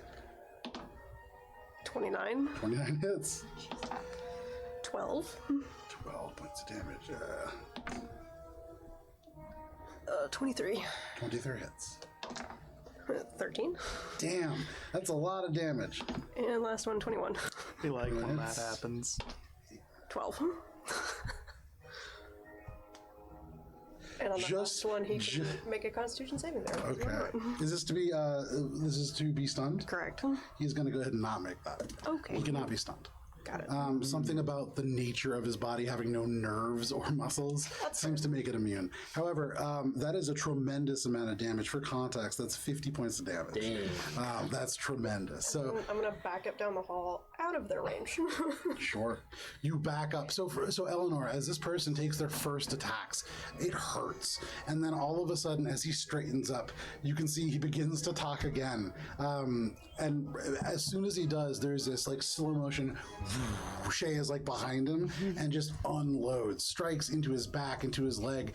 You could see he like is turning, clearly doing damage. You see sand pouring from him, but all he does, the voice still very calm, is, "We're having a moment here," and he's just kind of like moving around. Seems completely unfazed by what should be a tremendous amount of pain. That is your turn, Shay? Correct. Fantastic. And you return to the start? I back up at least out of everyone's range. Okay. If you can move Shay about 10 feet further up. Thank you, thank you. That brings us to Brenna. Brenna, from your position now, you are in the middle of a mosh pit of Goliath and this one decaying warrior. You are, I believe, on fire. Give me just 1 second. Still? I believe that's part of immolation, yeah. Give me 1 second. That's not good. That's not So that yes, fun. you are burning, you are shedding a 30-foot radius of dim light, and you get a chance at the end of every turn to repeat that save. Gotcha. I'm a torch. Every time you fail, you're taking 46 fire damage. Okay. Well, I'm nothing if not practical, so right, halved. So I'm just gonna hit him. Yeah, go for I it. have advantage, right? Because he's flanked. You do. I got a bunch of guys surrounding him. 33 to hit. 33 hits, yeah. Absolutely it does. All right. So that's gonna be 21 points of damage, All right. Damn. and then Almost double damage for what he had before. That's great. yeah, I'll just hit him again. Okay. Look at that. A natural 1 and a natural 20. Oh my god. All right. Awesome. With that hit, as you bring the axe, the first time it hits, it kind of clangs off the armor. You feel stuff cave away within, but this dead body doesn't really react. This second time, as you bring this back, you feel angry. And within your mind, you can hear the voice of this axe say, "Why won't you fall?"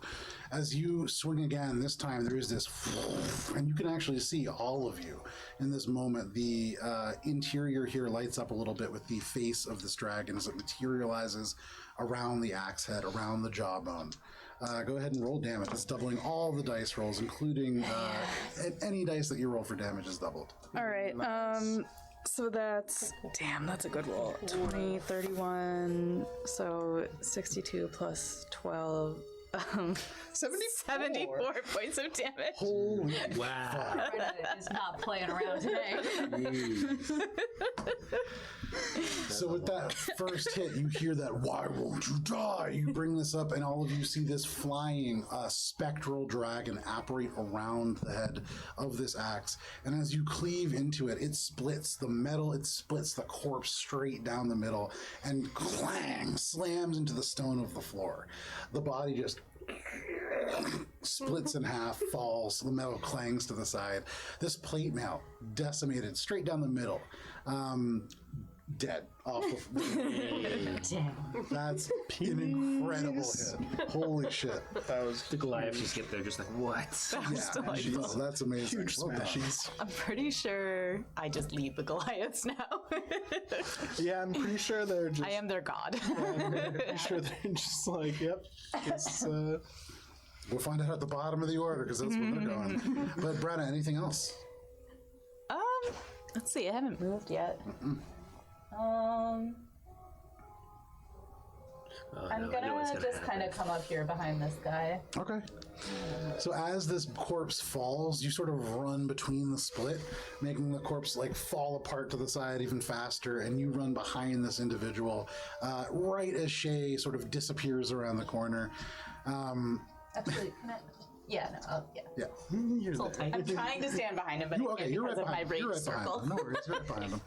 So that brings us to Oakfeld. Oakfeld, you you charge in with the Goliath just in time to see Brenna split this person in half. As they fall and Brenna runs by you, what do you want to do? I'm going to untransform. And then go 1, 2, 3, 4, 5, 6. Where are you going? I'm probably gonna go 5, 10, 15, 20. Yeah, right there, I guess. Okay. So you pull up right next to Brenna, kind of following her. You see her run by you, and you're like, wait. you stay hot on the tails of Brenna. What are you doing? Can I get an angle to throw a shot at this guy, or I don't think Which I guy? can. There's This an guy. opening like over He here. has cover, but you certainly can. All right, yeah, I'll do a roll against cover. Okay. What are you attacking with? Spear with a D6 spear. It's kind of like just like a branch I pull out. Okay. I just throw it. Crack it off and hurl. Go for it. Make your attack roll. Metal. 15 plus 2, 10. It's 25. 25? Yeah, that hits. Nice. They have pretty high AC, but you guys are wrecking these dudes. Nice. 6 plus. Oh, no, not my wood form, so. Just 10. 10? Hey, still pretty good. attack. Not bad. You come up behind and you slam the spear, throwing it over the 15 feet. It hits sort of near the end of the this person's calf, and you see as the calf tears open, sand just onto the ground. I'm gonna throw a second one. Go for it. That's 16. 16, that is a miss. All right, that's my This turn. time he turns around and with the rapier slaps it out of the air. He turns the face to you. You see this comical smiling face, and it turns and goes, "Your friends are really quite rude." Anything else, Oakfeld? That's it. Okay. That brings us to Brida. I'm about to be lit on fire. Unfortunately, she already put that spell in a different one, but hang on one sec. Am I still on fire? I forgot to. Yes, you are. check Sorry, what- make a save for that. So that is a... Was it Dex? Yeah. That is a... Yes, Dex save. 19. 19. So as you're running towards this individual, this time you kind of like almost seeing the blood on the ground and feeling this internal pull, you sort of drop to one knee and do like a roll through the blood. It quenches the flame into all of you. You hear this loud and smell burning iron and viscera. Now you kind of stand behind the individual covered in like drying, burning blood. Amazing. But there you stand. Thank you. So, on Brida's turn, that's what I was doing. I was pulling up her spell. Okay. She is going to edge right out here to this corner, where she has a perfect sight line on Smiling Jack. And she is going to cast Cure Wounds. Can I jump in front of him? I want those! She's going to cast that at 3rd level. Damn. Well, he's looking kind of rough. Do I That see was, her when she peeks out like that? Yeah, absolutely. cool. You kind of see peeking out for the very first time, gray skin around the hands, although you don't see the face. Around the face, you can see almost like starting at the nose, this mask that goes around and wraps around the eyes, almost very similar to like a Zorro style mask, although there are no actual eye holes. All that you can see is just like a this dark sleep- fabric. A sleep mask. Sure. It does have a little bit more structure to the nose than a sleep mask does, but yeah, sure, why not? She's wearing a sleep mask. This person with the sleep mask is going to... She's asleep, edge get her. around the corner. And certainly not sleeping. You can see she pulls something up in her hands, and as she stretches it out, almost like an accordion, you can see, and these loud, almost discordant noises play out. She is going to do a bit of healing here. 10, 21. That's good healing.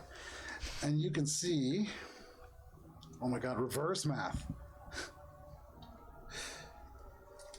The sand on the ground from Oakfeld's spear right back up and into the wound. You can see he just cracks his neck and goes, where were we? That is going to be Brida's turn. That brings us to you, Eleanor. All right. Seeing the sand start to reverse. So Brenda's right behind him, yeah? Yes. Okay, cool. She's just kind of turn back and just be like, all right. You son of a bitch. And just oh, terrible. So this is going to be my action stab. And it's action stab. It's not going to be enough. It's only going to be a 15. Yeah, not even close. You stab out, just saying, you son of a bitch. He parries with the blade and goes, I'm actually nobility. Shouldn't you have had advantage because I'm right behind him? Oh, yeah. You're blind. Oh, no, you're blinded. Yeah, Right, right, right. I was like, dang. yeah, no, I was going to say, like, I knew it. No, that's, I forgot that you were it's blind. like, yeah, I can't fucking see anything. Great. So I'm going to use my. So I have a disengage question. Sure. That doesn't allow you to move through an enemy's space. It only allows you to avoid. Attacks of opportunity when you move away, correct? Right. So because I'm pincered, I can't move. No. Yep. That's what I thought. So knowing I can't move and I can't see, so I can't use a ranged action even if I wanted to. Level design. Yeah, and I just put myself in the corner like an intelligent person. Okay, I don't think there's anything else I can really do. Alrighty. So that's it. That is your turn, Eleanor. That brings us to this remaining Husk Knight. As it does kind of flank you, it is going to take some attacks against you. So it raises up this glaive. You're going to take 2 attacks. The first one is going to be a 20 to hit. The second one is the unicorn a 20 or a 1? It is a 20, so that's a natural 20. Seems like it would be. So 20 hits? Yes, when he does hit, but I'm going to use Defensive Duelist, so I'm going to spend my reaction, give myself +5 AC to block the Okay. first one, and Excellent. then you gotta take the second one. So as this glaive comes swinging down, this individual says, I'm nobility. This instinct almost kind of kicks in, and as you hear this kind of the armor beginning to move, you turn, and your whole arm vibrates with pain as you stop this massive, very strong creature from hitting you. And then as your arm, still almost numb from the strike, drops to your side, the second one hits you almost right in the clavicle. That is going to be... Okay. He felt it in his clavicle. Yeah, no.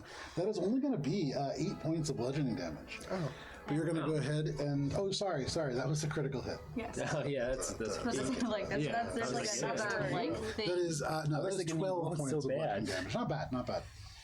So that hits you. And then at the end of its turn, as it is still alive, you see all of a sudden it just kind of begins to move very strangely. These almost... Twitches? Yeah, twitching like things, and you can see the arm just kind of snaps back in place. It seems to be regenerating. Brenna, I did not think that you would take one out that quickly. It doesn't have a ton of health, but they regenerate every turn. That was very good. All right. Oh, so, question. Is there any save for the blinded or... blindness ends at the end of your turn. Okay, dope. Hell yeah. So you are no longer blind. You kind of blink out the sand. That brings us to you, Akka. What would you like to do? 1, 2, 3. Can I still see Brida? From where you are? Yeah, for sure. Using one of my spell stored items, I am going to cast Vortex Warp on her. Okay. Very nice. So go ahead. What is that? That is a Con saving throw. con save. She can choose to fail if she wants. She's not gonna. That is a good spell. You love this spell. That's a It's a nice good spell. Yeah. That is only going to be a 14. That fails. Okay. So she gets to go to a place of my choosing within 90 feet of me. Excellent. I'm gonna go ahead and pop her right here. Not in the middle of the Goliaths. Oh, actually, that's not a bad idea because I can still walk over there. Hey, friends. Sorry, meta game. And then That's all right. I'm going I to got plenty of move. things I could do. Yeah, that's what I knew it was. I'm gonna move here, Okay. and I'm gonna move Oh, man. my Echo Knight here. And, well, actually, I'm going to have it move here first so that it can get its attack, and then I'm going to have it move more after it gets the attack. Okay. For reasons. I have advantage, right? So when Vortex Warp is what? Is a... Oh, wait. Yeah, I already used my action. So actually, that's what I was going to do. I'm going to use Action Surge. There you go. To use my second action. There it is. So with Action Surge, you dig deep. You can cast Haste, but you do your best. Go ahead and make your attack roll. 27 And this is against Brida. against That Brida. is going to be a hit. All right. So that's the first one, and that's gonna be 12 magic piercing. Sure. And then second attack is another 28. That hits. So that's gonna be another 9 points of piercing, rather. 9 points of piercing. Yes. Alrighty. And then there's I think as a bonus action I can attack with my Echo Knight from its position. So I'm going to attack with my can. Echo Knight. That is a 26. 26 hits as well, yeah. And I'm going to also... I think I want to imbue this one with one of my Echo Bursties. I forget what it's called. Still relatively new. Okay, you're not thirsty. Yeah, what's it? I don't know. It's somewhere in here. Yeah, you're channeling damage from your Echo. Yeah, it's like I get a couple extra hits of. Yeah. I'll find out what it actually is in a second, but I think it just does an extra attack or extra D8. I have to double check that actually. That is a D6. 4 additional melee attacks. Oh, yeah, I can just make 1 additional melee There you attack go, with it. So yeah, I guess I have to. Whenever you're ready. Yes. That's gonna be a 25 to hit. 25 hits. All right, and then I'm gonna do some damage. That's 7 plus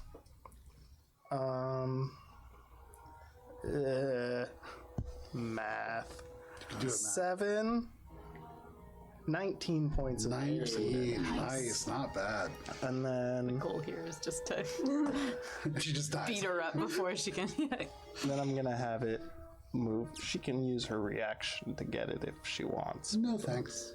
I'm gonna move there. It's always like the most worrying thing. And I think She saves it for yeah. I still have some movement too, right? Yeah, I'm gonna also move back. She could use her reaction again. No. Okay, great. And yeah, and that's. I just gotta make sure I'm within range so it doesn't disappear. Yeah, that's good. I'm done. That's it. That's it. End of turn. Okay. End of turn. I'll see you guys later. You can see at this point he turns back to you, the sand oozing back into his leg. He takes this dagger and kind of holds it up. He sees you blink the sand out of your eyes, and he says, "I can't be having that." The sand swirls around you. Go ahead, make a Constitution saving throw. I think it was. Yep. Ooh, a dirty 20. A dirty 20. You close your eyes, this time expecting it, and this time as you open them, you are able to see, not blinded. However, noticing that, instead of using his multi-attack, he is going to... Yield? Yeah, he's just going to surrender. There you go. No, he's going to turn, looking over his shoulder and seeing Akka's. He is going to use as an action Smiler's Quip. So turning, he's going to look at you and he's going to say, Can he see me? Where I am? He can see because there's people there's Akkas right surrounding you in all the spaces in 3 of the spaces adjacent. I think they are still technically within my space. Okay, because then yeah, they're probably mirror not. Probably images. not. And In that case, and they have to. He has to. If he makes an attack, I don't know if this is an attack. Then I It's not roll an attack, and he no. targets one or. however, if that is the case, he cannot see you, so he's going to be taking 2 attacks against you, Eleanor. So Yeah, +1 to AC. first one is going to be a 20 to hit. I already used my reaction, so that hits. All right, second one is going to be, that is cocked. That is much higher. So that's 2 hits. The first one, as he strikes, you are going to be taking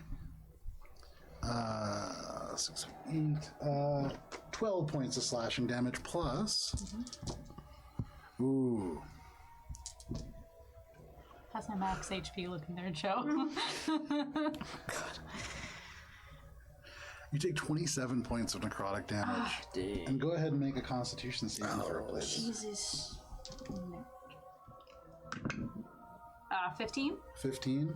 You feel it sinks into you. Your hit point maximum reduces by the same amount. Okay.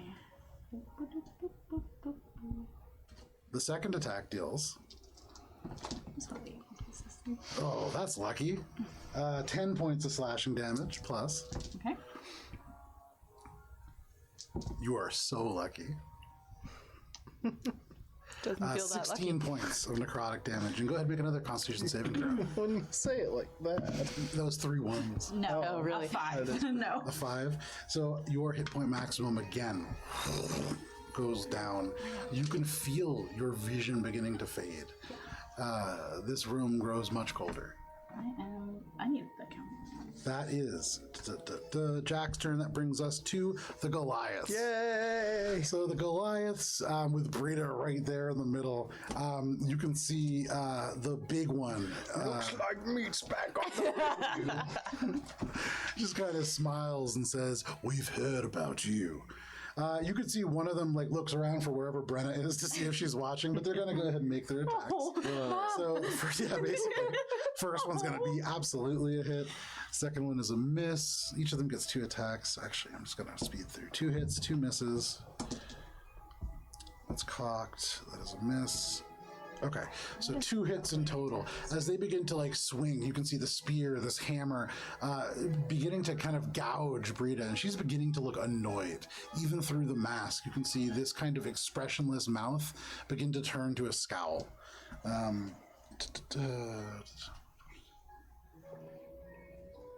Okay, math. Got it. Math is hard. It is. That is the Goliath's turn, top of the round. I have a quick question. Oh, please. Order of events for taking the max HP damage. Yes. Does the slashing damage apply after that reduction or before? Before. Okay, cool. I'm still standing. There you go. Nice. That brings us to the top of the round. Shay, what do you want to do? I'm gonna keep hitting the Sandman. You rush forward, seeing the Sandman attack Eleanor again I'm not and again. even gonna move you. Don't worry about it. I'm going right back. 22 22 hits. She exists in the theater for of mind. 6. Is essentially a ranged character. Essentially 25 The ammo is 25. herself. 25 hits. for 13. Okay. 24 24 hits. for 12. There's so much writing because it just goes down and then up and then down. 21 Okay, that hits. for 10. Okay. And 28. 28 hits as well. Ooh, I'm throwing dice. For 9. 9. So just again for reference, that was another 47 points of damage. So even as the sand begins to kind of move back up into these wounds, Shay reappears and the sand almost bursting out between joints as she hits him again and again and again. That is your turn, Shay? And then going back to where I was. Right back to the beginning. Brenna. I'm gonna hit him. Okay. flanking him still? Because Eleanor's I'm still standing. chilling. Yep. Okay. 23. 23 hits. 24 damage. At this. It's max damage. Gotta see if she can see. Oh no. Oh, I was happy, but now I'm not happy anymore. It's like 50-50 because she can see you, but not Jack. What I'm gonna do. Nothing else. I Okay. crammed everyone into this awkward corner. Hell yeah. With her reaction, there's this loud as she pulls this accordion out. The damage you can see as you carve into this individual seems to almost gather, and you can see like the sand begin to bunch and move, and the target almost seems to shift this damage. How much health do you have left? 26 hit points. How much damage is that? 24. You have 2 hit points left. 'Cause all of a sudden you can see it's like sand falls across your skin out of nowhere, and then that sand suddenly becomes blood erupting from the wounds. You are Wait, looking but she's pretty got a blindfold on. How could she see? You feel this happen. Even if you don't see. And for what it's worth, it feels very much like Brida can see everything. That is I have another attack, but yeah, go ahead and make your attack. well, That was her reaction. She can't do it again. right. Well, no, I mean I know that, but I suppose Brenna's been around battles enough that she can figure that out. Plus, she's raging. She's just Yes. That's true. 25 to hit. 25 hits. 18 damage. 18. This time Jack still takes good. the full amount of this blow. He is starting to look kind of rough. As the sand seeps out, you can see the form is becoming less and less plump and more like this kind of flopping bits of dark armor. And this cloak seems to almost kind of like begin to move through the neck as it loses substance. Looking pretty rough. Anything else, Brenna? I think that's all I got. I'm gonna stay right. put. Oakfeld. I'm gonna move up my speed. Okay. Then I'm gonna bonus action transform into a tree. You take a couple steps forward, and with the last couple of steps, your legs transition into bark and wood, and suddenly tree felled. And then I'm going to give the old end of the spear to Jack, it looks like. There you go. Ooh, a 4? That's probably a miss. That is a miss. Yeah. 4 plus 10. Yeah, 4 plus a miss. And then I'm going to do it again. Okay. That is a 5 plus That miss. is a miss as well. So you swing, and this time, as you strike in, it's almost the you worst dice. pierce the armor, but nothing happens. As you pull away, you can see through. Just an empty section. because it works. Anything else, Oakfeld? That's all I can do. There you go. That brings us to Brida. So she regains her reaction. At this point, from where she is, It's the Gunter die. With the drift die. No, it's the Gunter die. It will never be rolled again. she's going to turn sideways, and you see the body almost kind of become a single line and then disappear. She's going to reappear. Brida did? Yeah. Aww. 10, 20, 30. And she really wants to get to you, Eleanor, but you're kind of blocked I off. cran myself in this corner. There you go. Right behind you, Oakfeld. Nice, friends. And for what it's worth, you do not Summoner? see her get there. And I'm assuming pulls that up there's behind no you. reactions to be You can had see- from that. No, certainly not. This dark weapon emerge. Not like an inky void. This is like black steel. There's a magic element to this weapon for sure. But Oakfeld, you are going to be taking 2 attacks. Yep. Oh, these would be an advantage. This is Okay, a step. so first one, not that great. That's going to be an 18 to hit. Okay. Does that hit? Yes. Okay, so first, you are going to be taking. Where's my D8? 8 points of piercing damage. All right. Additionally, where is it here? D6s. You are going to be taking 23, 12, 14, 22 points of slashing damage. Oh, you're fine. Then she is going to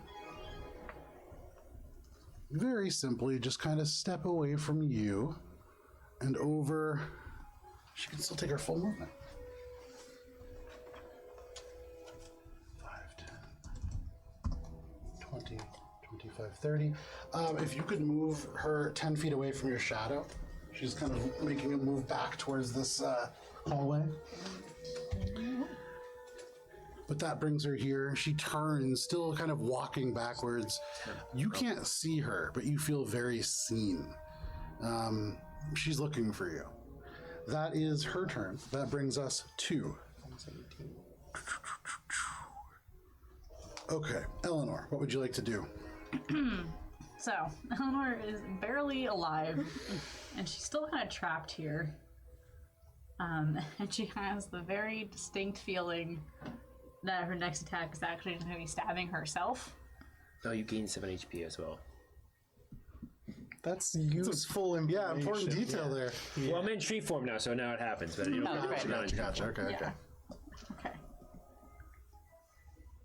Did that happen after my turn? That wasn't in tree form. Eleanor, what do you want to do?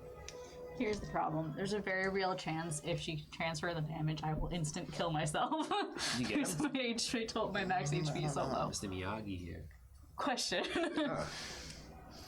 So for the rule of instant death, right, the damage overflow, it counts for current max HP or total max HP? Current max HP. Okay, so there is a very real chance I could kill myself. What is your maximum HP right now? 26. Ooh.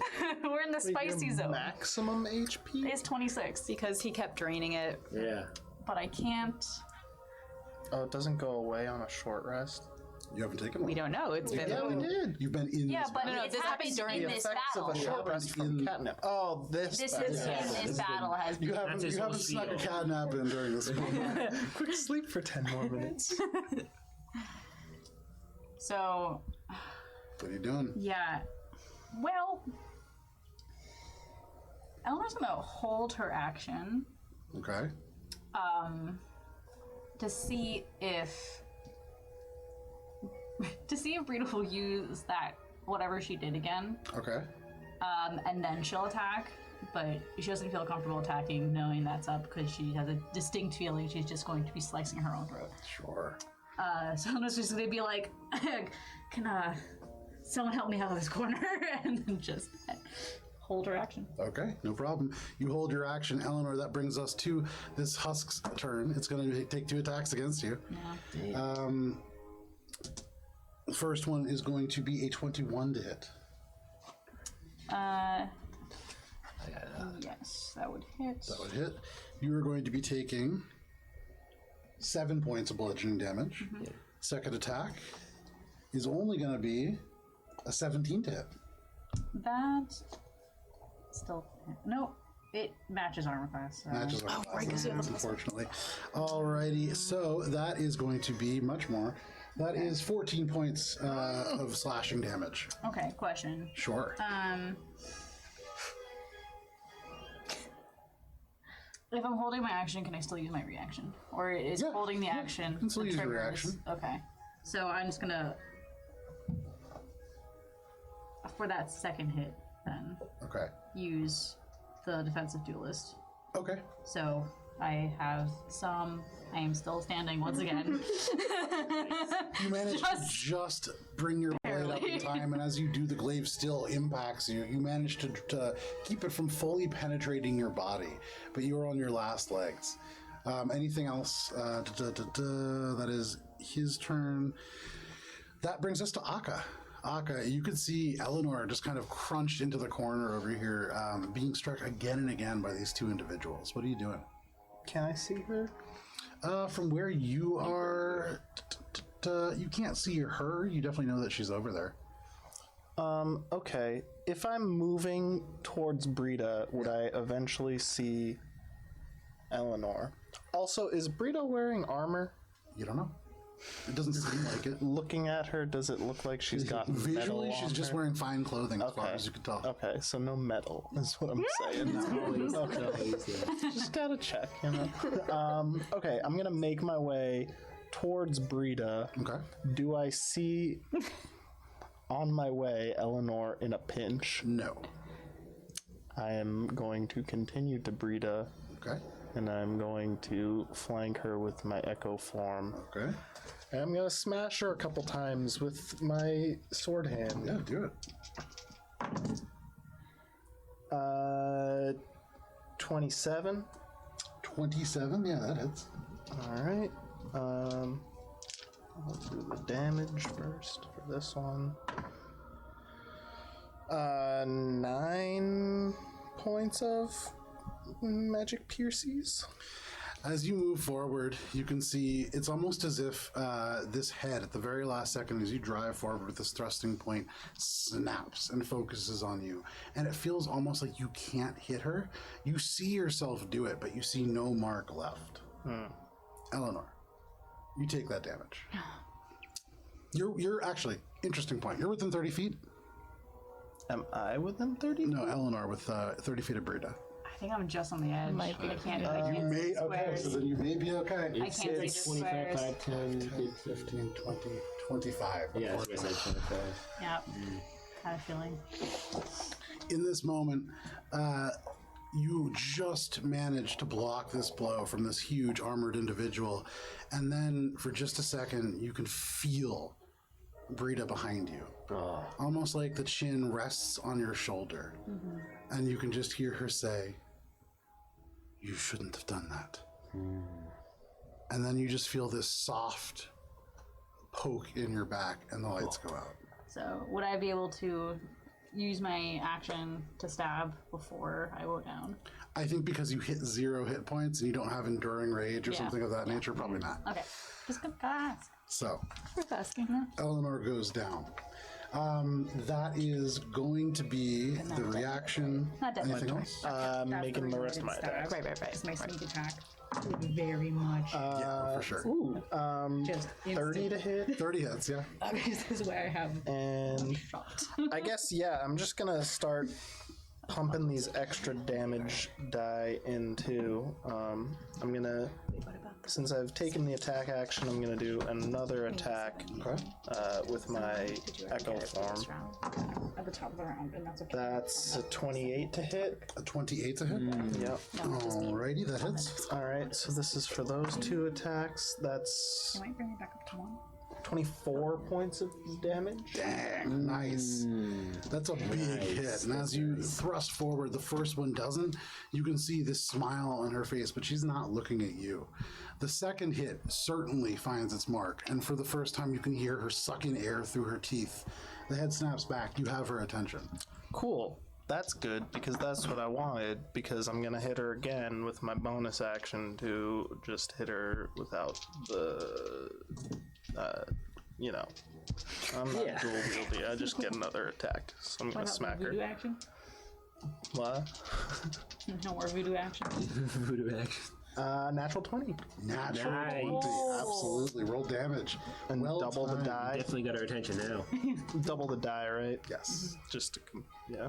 Okay. That's 8 plus. Oh, okay. I thought that was the whole thing. Terrible critical hit. It's, but God Do I need to call damn. somebody? No, it's a good day, you know. I'm tired. Yeah. 14, Okay. and then let me see, because it doesn't cost an action or anything to do this. It's when I take the attack action. So I think I can take use another one of the. It's Unleash Incarnation. Yes, is you the can. Yeah, feature. you can. Okay, so I'm gonna make another attack. There's a certain number of times I think you can do it. Yeah, I can do it 4 times per long rest. I So think. go for it. That is a 24. 24 hits. All right. For another 9 points of piercing damage. All right. She's starting to look pretty hurt. You can see she does. You have her attention for sure. But that is your turn. Yeah. I'm gonna. Yeah. I'll leave my. It's just another non-me body that she can try to hit, I guess. You can see that's going to bring us to Jack's turn. With Eleanor on the ground, Jack turns. You see the face, and Akka, from your perspective, you just see this mask turn, this like painted on white smile. You see Brida's mask just nods slightly. Jack is going to turn, and as you are on the ground, I believe. Yeah, oh yeah, he's going to stab. Sure. So that is 2 deaths failures. Yeah, so does he strike me twice? No, but I believe because it's a critical, that's 2. You're Yeah, down. no, I'm just asking if I just instantly fail.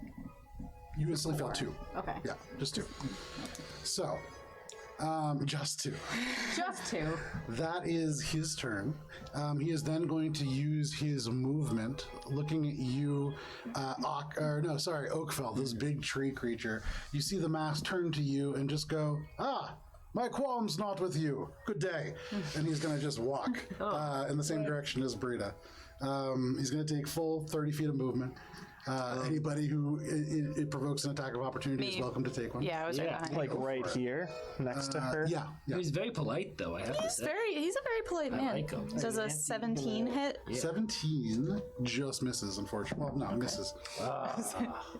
Regular misses. Yeah, regular misses. 1. That Second really one. misses. This time you swing and you kind of like scrape across Brenna's face. But Ow! yeah, no problem. That is their turn. That is going to bring us to the Goliaths. So the Goliaths are going to turn. They're going to charge over at Brida, and they're going to, let's see, one of them is going to take attack. 2 of them are going to be able to take attacks. So, first one, that is going to be 1 hit, 1 miss. Second one, a natural 20. Nice. So, I actually will roll those dice. Fuck her up. Stabilize. And fuck her up. That's a lot of damage. That's 21 points of damage right there.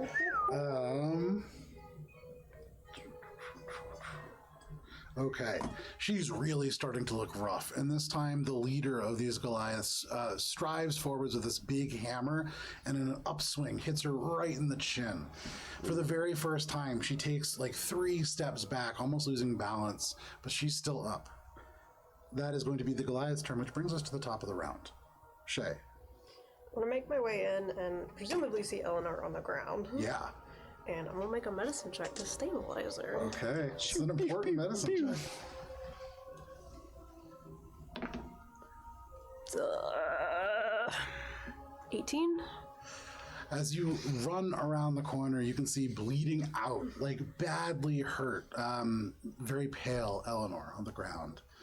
You skid in the blood, but you bend down. You're able to administer just a little bit of the Zinni healing arts. I can't remember what we called it, but we It's did. just another. I remember. You just go forward, unarmed strike. Bam! Right in the chest. The chest just Kickstarts the heart again. it starts really just a CPR, it's second. fine. It's certainly thready, but you got her back. That is going to be your turn. Anything else? That is my first action, and I'm going to continue up and use my other 3 hits on Brida. There you go. Get on in here. 0. You got advantage too, because she's really? completely surrounded. Perfect. 27. 27. 27 hits. And just moving. For 12. 12 points of damage. 23. My goal was just to get Eleanor. 23 hits. For 13. You did good. No, you're doing good. For 29. 29 hits too. Damn. For 12. Absolutely insane. And then I'm backing up. Okay. You run away. You can see she like swings, but you are no longer there. She is starting to look kind of hurt. And for the first time, you can see looking a little flustered, no expressionless face, the teeth clenched. But that is your turn, Shay. Brenna, what do you want to do? I'm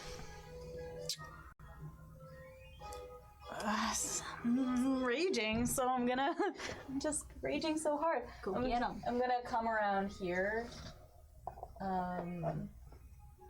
and Kill the husk. I do want to kill the husk. Do I think that I can like drag him away from? You can certainly try. Okay. Even so, this was probably all of my movement here. Like as an action, can I try to grab him and drag him away? Your action would be to grapple, and then the next turn you would be I able think you to have move 5 him away. feet still. If you go this way. But your movement's half when you're dragging somebody, so you can't really move him 5. anywhere. Fuck it, I'm just gonna hit him. All right, go for it.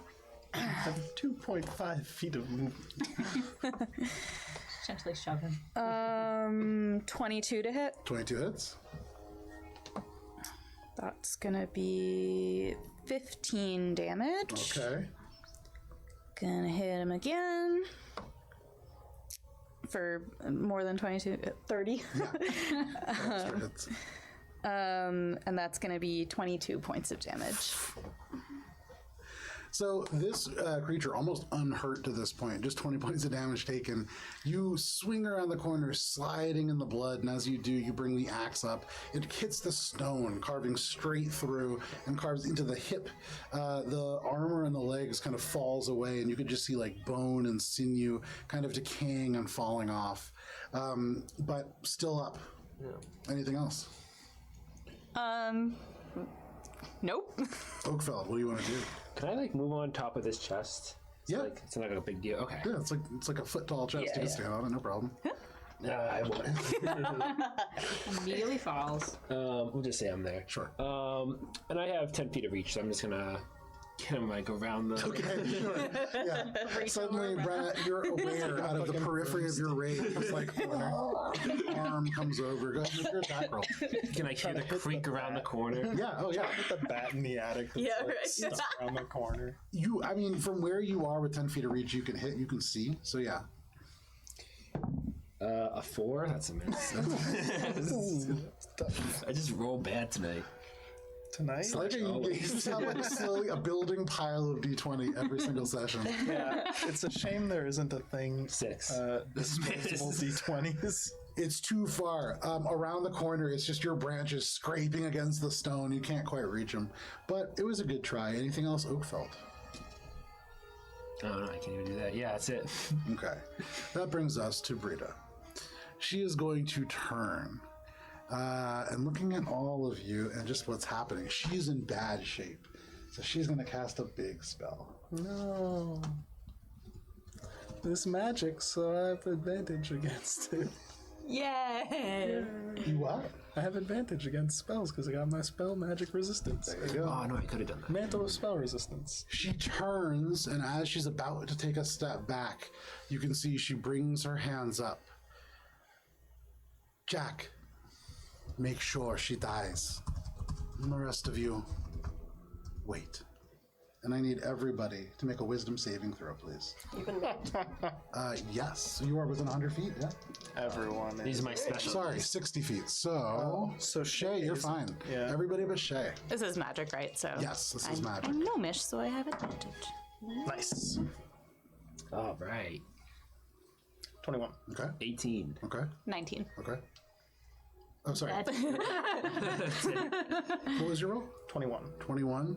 Hang on. What happens when it's a tie? I use my reaction to do Flash of Genius if it doesn't. No, that would be so. So are you using Flash of Genius? Yeah. Just to be Use safe. Flash of Genius. Tie does go to the defender.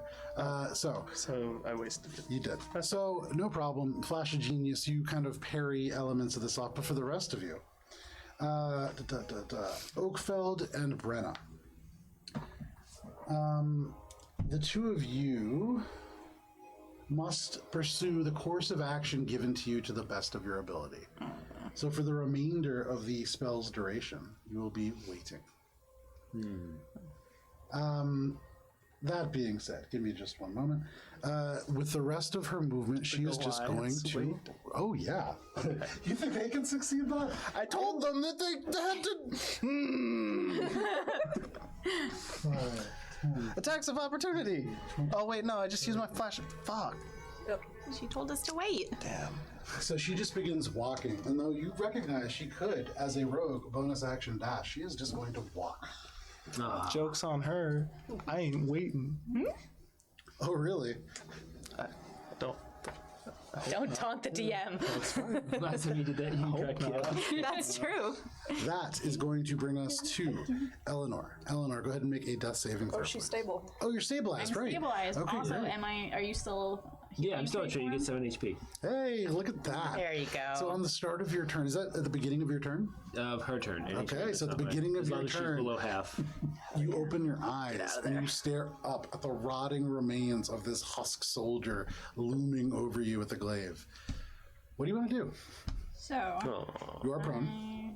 I'm going to use half my movement to stand up. There you go. So I am standing, and then I'm going to. Yes, I'm going to stab the Husk Knight so I can back up and then see if I can throw my dagger. Make your attack roll. But first, I gotta stab this guy. Natural 20. Natural 20 hits. Yeah, roll damage. So, and he's engaged with another person. This is a sneak attack. Okay. I'm gonna use a pencil. Okay, we'll start there. And then. So many. This is why I didn't want to stab while she Natural 20 too. Damn. Okay, it's not as good as good. That's okay. So that is.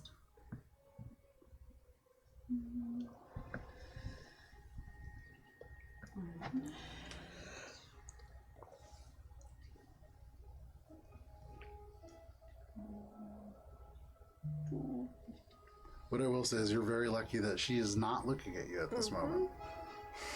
Yes, I am, because that is 56 points of damage. Wow. So, in this moment, as Oakville gets close to you, you feel the life surge back into your body. Your eyes open up. You see this husk above you. You whistle. The sword flies from wherever it fell from your hands and strikes straight across this creature's neck. The mask falls away. It is Anasu's face. You can see decayed. This elf artificer no longer in the shadow fell. But he falls to the ground dead. Well done. Great work. So I'm now standing. I'm alive. I'm going to step this way, and then it's too far away. I'm just gonna. I don't think I can't. I can only move. Alrighty. So I'm just gonna scoot this way behind the other one. Okay. So at the very least, I use a bonus action. Hi, because I There you can't go. bonus Yeah, action do anything else. make your stealth roll. Okay, so that is a total of 30. 30. Yeah, you feel pretty hidden. The husks are dead. Akka, what do you want to do? Amazing turn.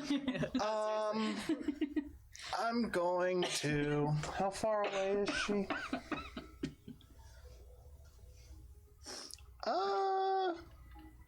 Should I try to Vortex Warp her again? Or should I just go try to hit Vortex her? Warper. Just keep yanking her. Yeah, I'd do that.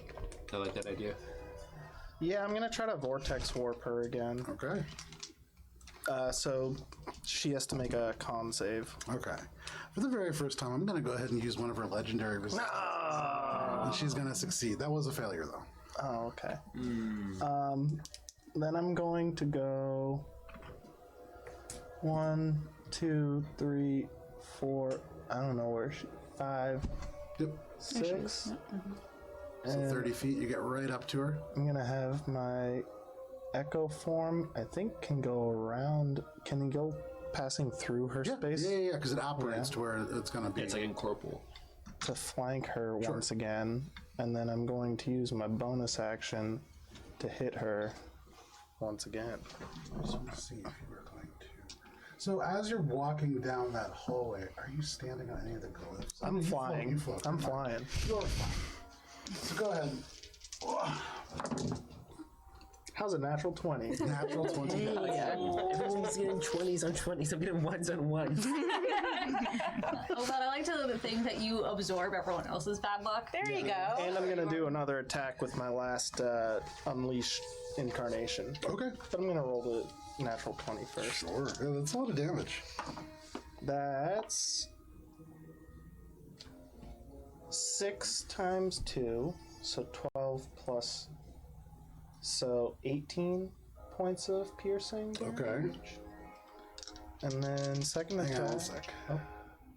Okay. And second attack with my Echo Form is a 24 to hit. 24 hits. And 12 more pierces. Okay. Now that you're close up, you can see she is badly hurt. It isn't that she's walking, she's limping. Her ability to get away, this is a very composed person, but they're hurt badly. Anything else, Akka? That's it. Alrighty. That brings us to Jack's turn. Seeing this, or hearing rather, this sword fly out, Jack is going to turn around and go, "What?" He is going to just turn and just walk away from these Goliath who are waiting. Is going to walk up to where you are, Eleanor. You know what? They don't know where you are. Their eyes sweep across once and then again. Shay, you kind of make eye contact as they get towards the middle of the room. You see this like drawn on or painted on white lopsided smiley face. From down the hall, you just see. He's going to use his action to make a perception check. Begins to look for Eleanor, but doesn't seem to be able to find you yet. That is all that they're going to do. That is Jack's turn. That brings us to the Goliaths. They wait. That brings us to the top of the round. Shay.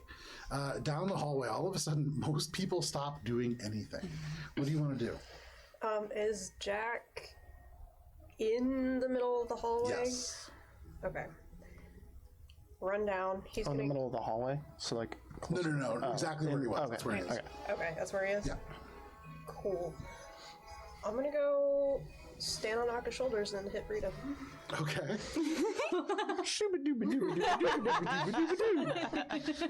Like right there. Oh, that actually almost worked. 28.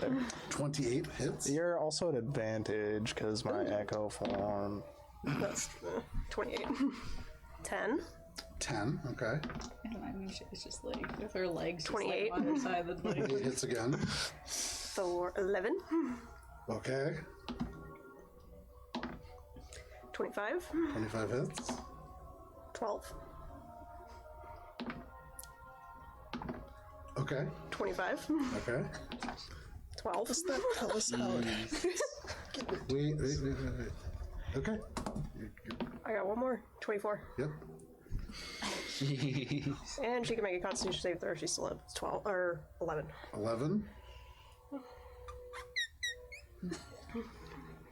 Shay, tell us how it happened. That's a lot of damage right there at the end. Well done. Punchies! Good. I want to rip the mask off her face. Okay. As you go and touch this thing that you know probably should not be touched, we're going to go ahead and step away for a break because we've been going for a long time. True. So, thank you for hanging out with us so far. It's 9:30. We're going to step away just for a quick 10 minutes and then wrap up the session after that. It is 1:27. We will be back at 1:37. We'll see you then. 9:37. 9:37. It is not not 1:37. I was like, oh wow. Break. Yeah, we'll see you in 10 minutes. What does this area go to? We don't know yet.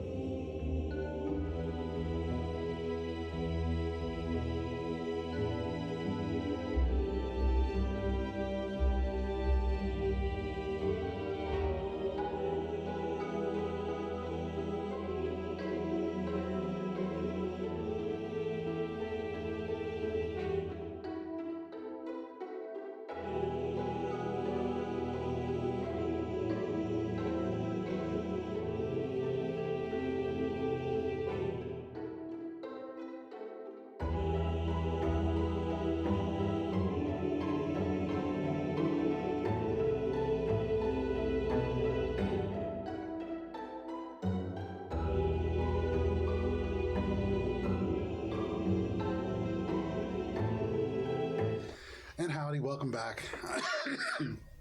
If you stuck with us through the break, thank you very much. We are just coming back in right as you, Shay, have the final blow on Brida and yank the mask off. As you touch the mask, go ahead and make a wisdom saving throw, please. You are proficient and good at these. Oh, that's it. That's good. I believe that is a 25. 25 does succeed. And for a moment, as you touch this, you feel this impossibly large, almost like something looms above this space. You feel almost like it holds this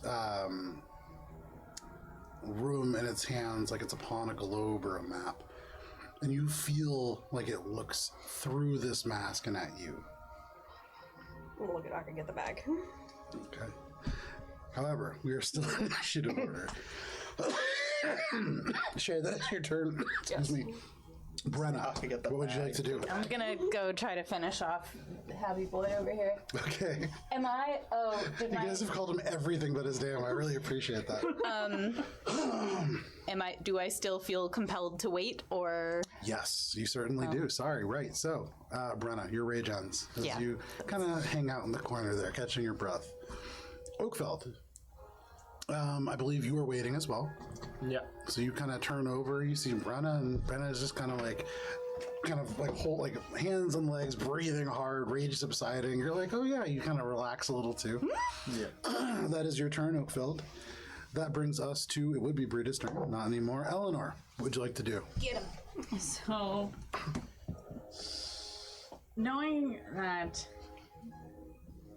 Oh, you get 70 70 HP. points. Yeah. Nice.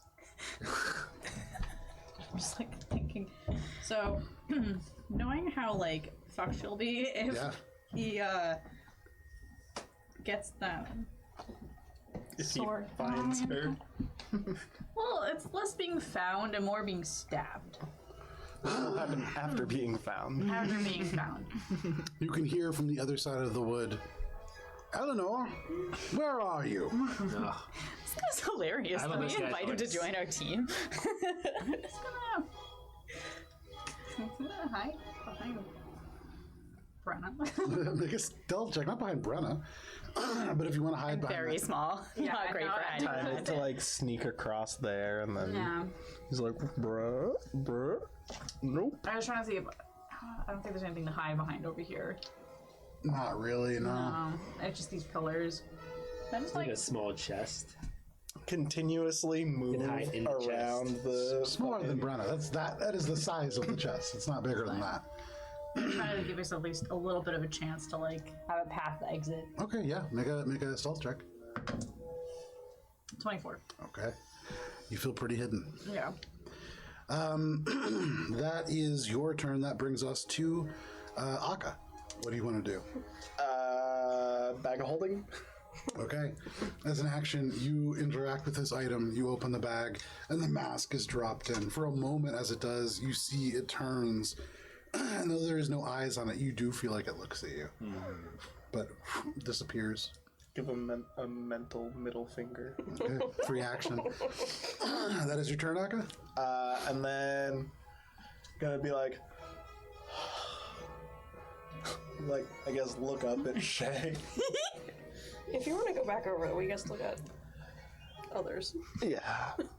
I'm gonna move back this way. Ride Aka since he's floating. Oh yeah, technically. I'm going to say I do very have easy for you. Make an acrobatics check. Very low DC. Yeah, and I have the giant strength, whatever. 25.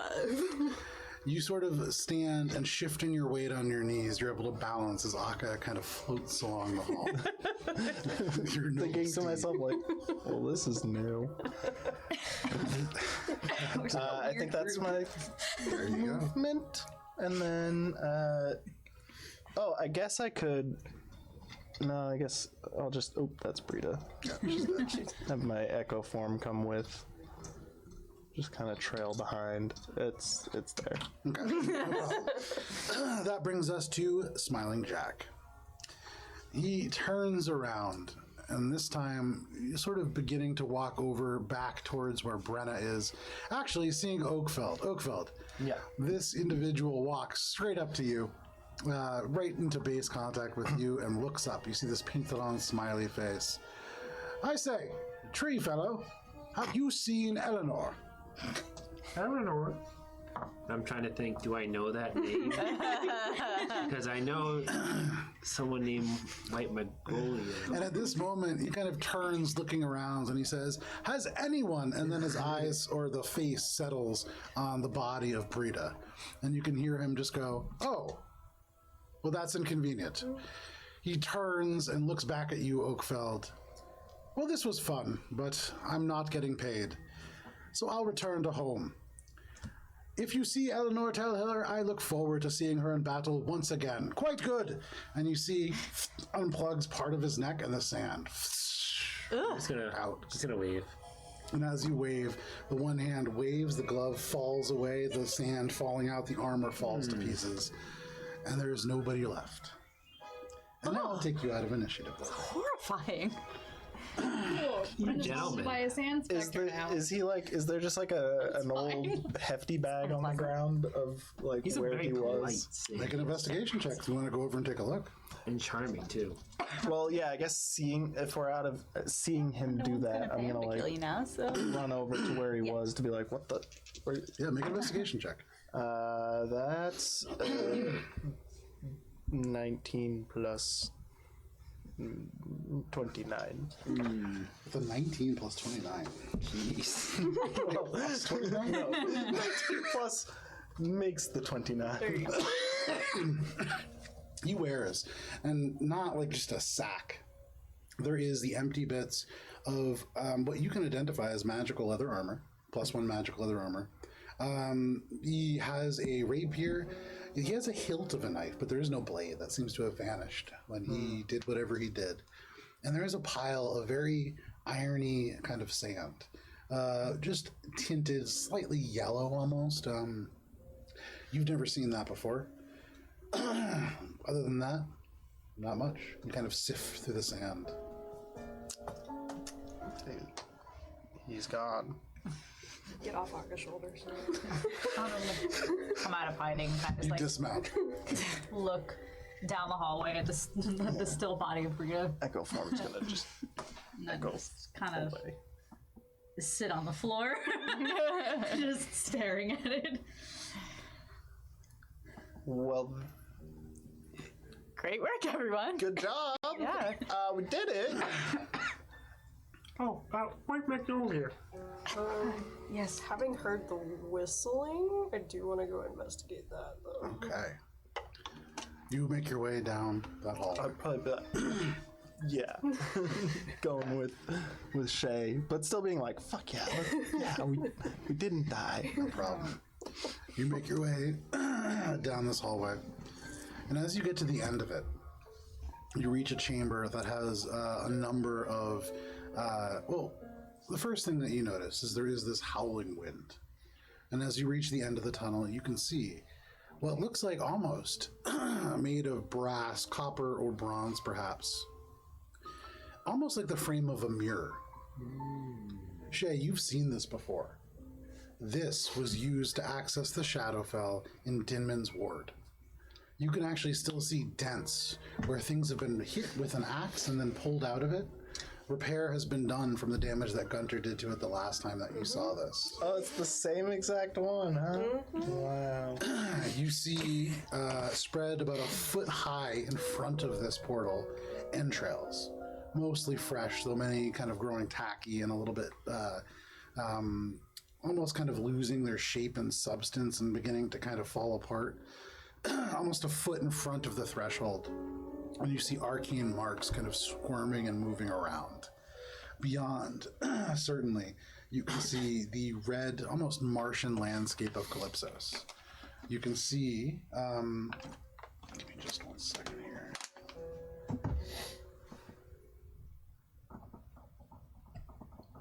Look at that.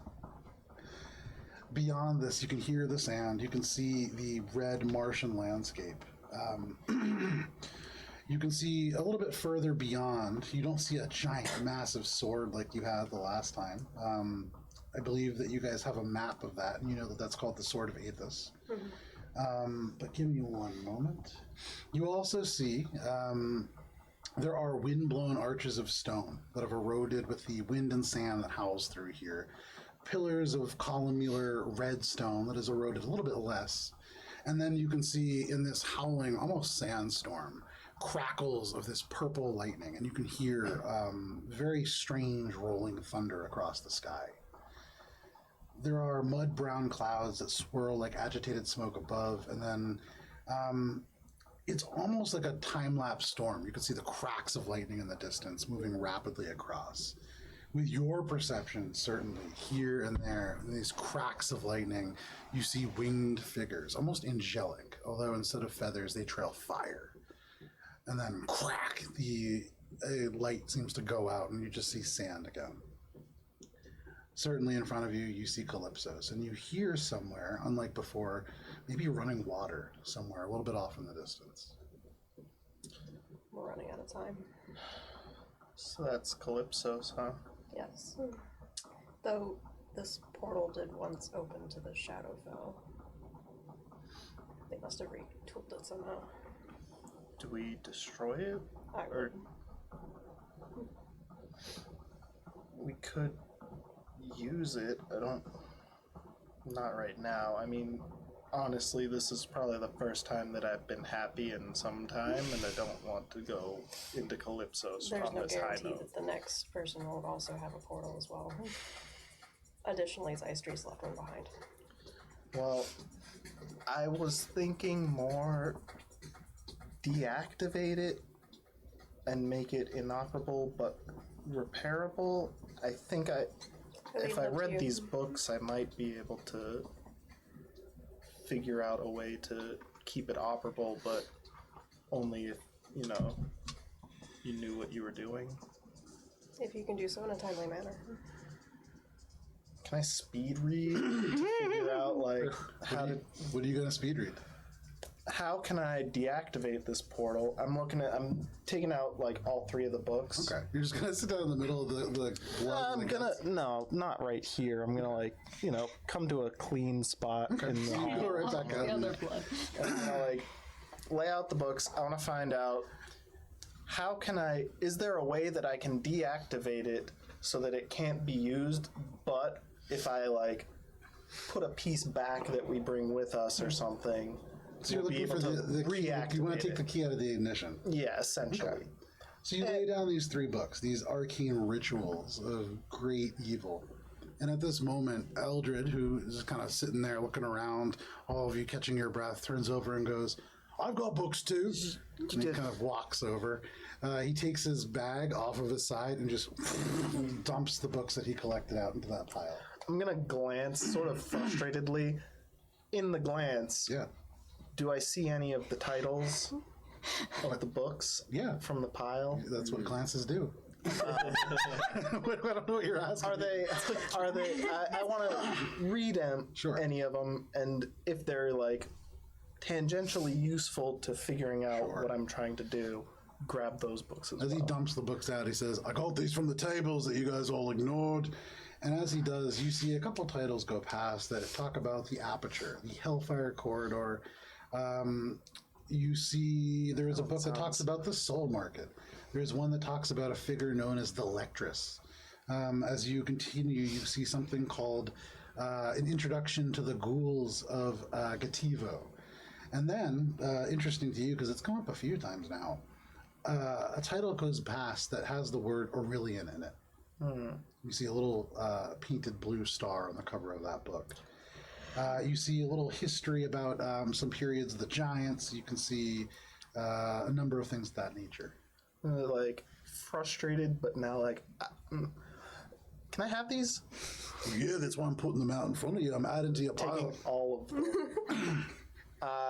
The Aperture and Hellfire, that was the same one. But the two that you said at that point in the list that I am gonna not have memorized right away. Okay.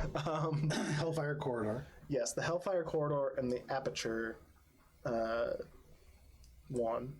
So there's one book, as you kind of now have seen these titles, you sort them out. One of them, you've actually seen, I don't remember if you have the copy of it, but this is a book called The Elemental Deluge. Oh, I think I do, actually. I think that was the one from the lore binders that I broke. And this is one that talks about the Hellfire Corridor. Okay. It is a point, so a long time ago. Let me make sure I get this right. This is early days. Oh my goodness. Deep lore. So this is this is all of the Third Age. So, as you read about the Elemental Deluge. After Mystra opened a way into the plane of ice, there was a powerful entity that gazed back upon Alberon. For the first time, Alberon now connected to this multiverse of planes. And where these domains bordered closest, they forged connections. These are the Canyon of Alhalway, which is somewhere, it says, connecting to the Cinder Start in the Plane of Fire. Dinman's Drain in Kol Turan connects to the Gasping Grotto in the Plane of Water. The First Gate. Not a lot of information about it, but it seems to connect somewhere to somewhere very cold. And then the Balefire Connector beneath Stoneflow leads to the Plane of Steam. The only other two that are listed are the Crushing Caves in Gath and the Fractal Sea, which is located... It doesn't actually say, but it does list it as a corridor of ocean that flows up into the sky and leads to various pathways of water. Okay. I'm going to get the cliff notes of that at some point, if you don't mind. No problem. And then, yeah, I'm going to look at all of the books now. Okay. And try to figure out how can I deactivate this in a way that makes it inoperable for everyone else except for me and the group when I like put it back together or re-add the missing piece. Sure. While he's doing this, is anybody else doing anything? I wanted to check out this cage. Sure. I'd like to kind of fly over to it and just, I mean, is there anything inside it? There is. You float just a little bit further and a little bit further, and in the cage, you can see there is an individual. I don't know, I can hear that phone too. I keep hearing it. It's not mine. Not important. So you get closer and closer, and you can see there is, at first glance, two individuals in there. But as you draw closer, one very still, not moving. The other person appears to be a common person of some kind. You can see pretty ragged clothing, long brown beard, brown hair that's been kind of grown over. And given their kind of appearance, they've been here for some time. Similar to Quendel in many ways. So probably kept here with him. I say... Hey, would you like to get out of there? You can see the head goes up. He's weak. You see like bloodshot eyes. He just kind of nods.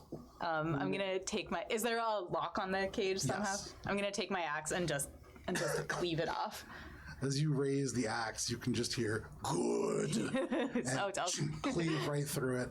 The lock just snaps, and you can open the door, no problem. I open the door and I say, I'm gonna try to just kind of like help him out of there. Cast an eye over the other individual to see if it's an alive person. Yeah, and quickly as you look, What? you can see. You gonna eat that? You can do that? You can see they're kind of turned over. They're pushed up against the bars, and you can see the reason why. The side of this individual like spread open, the intestines pulled out. Okay, so I'm just gonna like. They're a dwarf, if that matters to you. It does matter to me. All right, I'm gonna be like, cool. Go see my buddies over there, and then is he gonna like walk away? Yeah, he's just gonna nod, and he says weakly, "Thank you." No worries, man. And then I'm gonna turn my attention to this other body. Okay. You see the body. Make an investigation check. Natural 20 for a total of 21. Natural 20. The body itself is not super interesting. It's been disemboweled in a very specific way. Straight cut line down to the navel and then the skin pulled aside. The interesting thing that you find, sort of to the side of the cage, there's a blood-soaked piece of parchment. That's a good roll. That's a go did it. behind the screen. Do you speak Infernal? No. That is the copy that you find. Wow. Ew, ew, ew. With a natural 20, you can see this stone almost kind of like it's been placed atop to keep it down while this person worked, and then left behind. This is clearly a copy of an original work, but even this copy, it's a little hard to look at. I'm gonna pocket it, planning to show it to Akka when he's done looking at Sure, no problem. whatever he's dealing with. And you look over, Akka has like all these books out now in front of him. I'm cramming for the bio exam in the morning. Exactly. While this is happening, Oakfeld, what are you doing? I was going to talk to White Magnolia. Sure. And basically say, White Magnolia.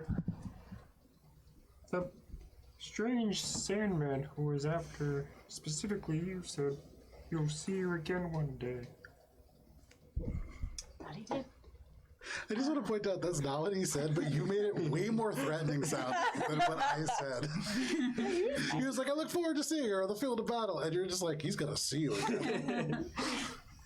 It seems like he was a hired hand. I think the Silent Circle, probably one of theirs. And she's just continuing to stare down the hallway. I think, though, I need to see something for myself. And carefully get up. She's I'm going to lend a hand to help you. Thank you. Can you help me see the body? Yes, well, of course, right this way. We're gonna carefully make our way down the hallway. I would like to investigate Brida's body. But I'm gonna like go slowly because I'm like shocked I'm alive, first of all. Sure. But also like incredibly suspicious of if she was on the other side of this. I'm assuming there's a trap somewhere. And knowing what I know about Akka is a chronic flying problem. I'm just gonna like watch the ground and be like, okay. Absolutely. Make an investigation check. As you do. Flying problem. Oh, terrible. This is dying. It's I think just a straight 5. Wow. Oh, no. It's terrible. I'm going to see because I put them down on the floor. Yeah, it's a 5. Is this how Eleanor dies? This is why I'm not going alone. Eleanor, as you say this, Oakfeld is just like, yes, come this way. He needs you. Oakfeld in this tree form takes up a lot of space. The branches, the little kind of twigs and leaves obscuring your vision in places. And so as you're walking, initially you don't see anything. You're looking around at the walls, the stone, the ceiling. And then thinking about Akka flying, you look down. And right as you step, you see this ugly looking glyph. And because it is 10 o'clock, I'm going to suggest a backup character before next week. But Yep. this is where we're going to end for this week. Uh-oh. And we got so far. That is a glyph of warding. That's a lot of damage. Yeah. That being said, you were so close to being able to see that. It wasn't super hard to see either. I just rolled like shit. Yeah. That being said, all of you guys managed to defeat Brida Dawnkeeper, somebody who is very powerful, being able to do so, keeping one of the phylacteries from Zeistries. Much more importantly, next week you'll have to decide what to do with this open portal to Calypsos. But we're going to leave off there. Thank you for joining us for this session of Adventures in Alberon. Over the course of this week, if you guys wouldn't mind, as you have defeated this very major enemy, you can level up again. Yay! Yippee skippy! Was not expecting you to kill Brida. That was actually a lot of damage right there at the end. So well done with that. A lot of punchies. Thank you for hanging out with us here for Adventures in Alberon. We will be back next week, 7 p.m. Eastern Standard Time on Friday. But if you want to see a little bit more role-playing before then, you can check out Mosaic Team 5, our Starfinder campaign, Thursdays at 6 p.m. Eastern Standard Time here on Twitch. But stay safe. We'll see you then. Take care. See you then. Bye!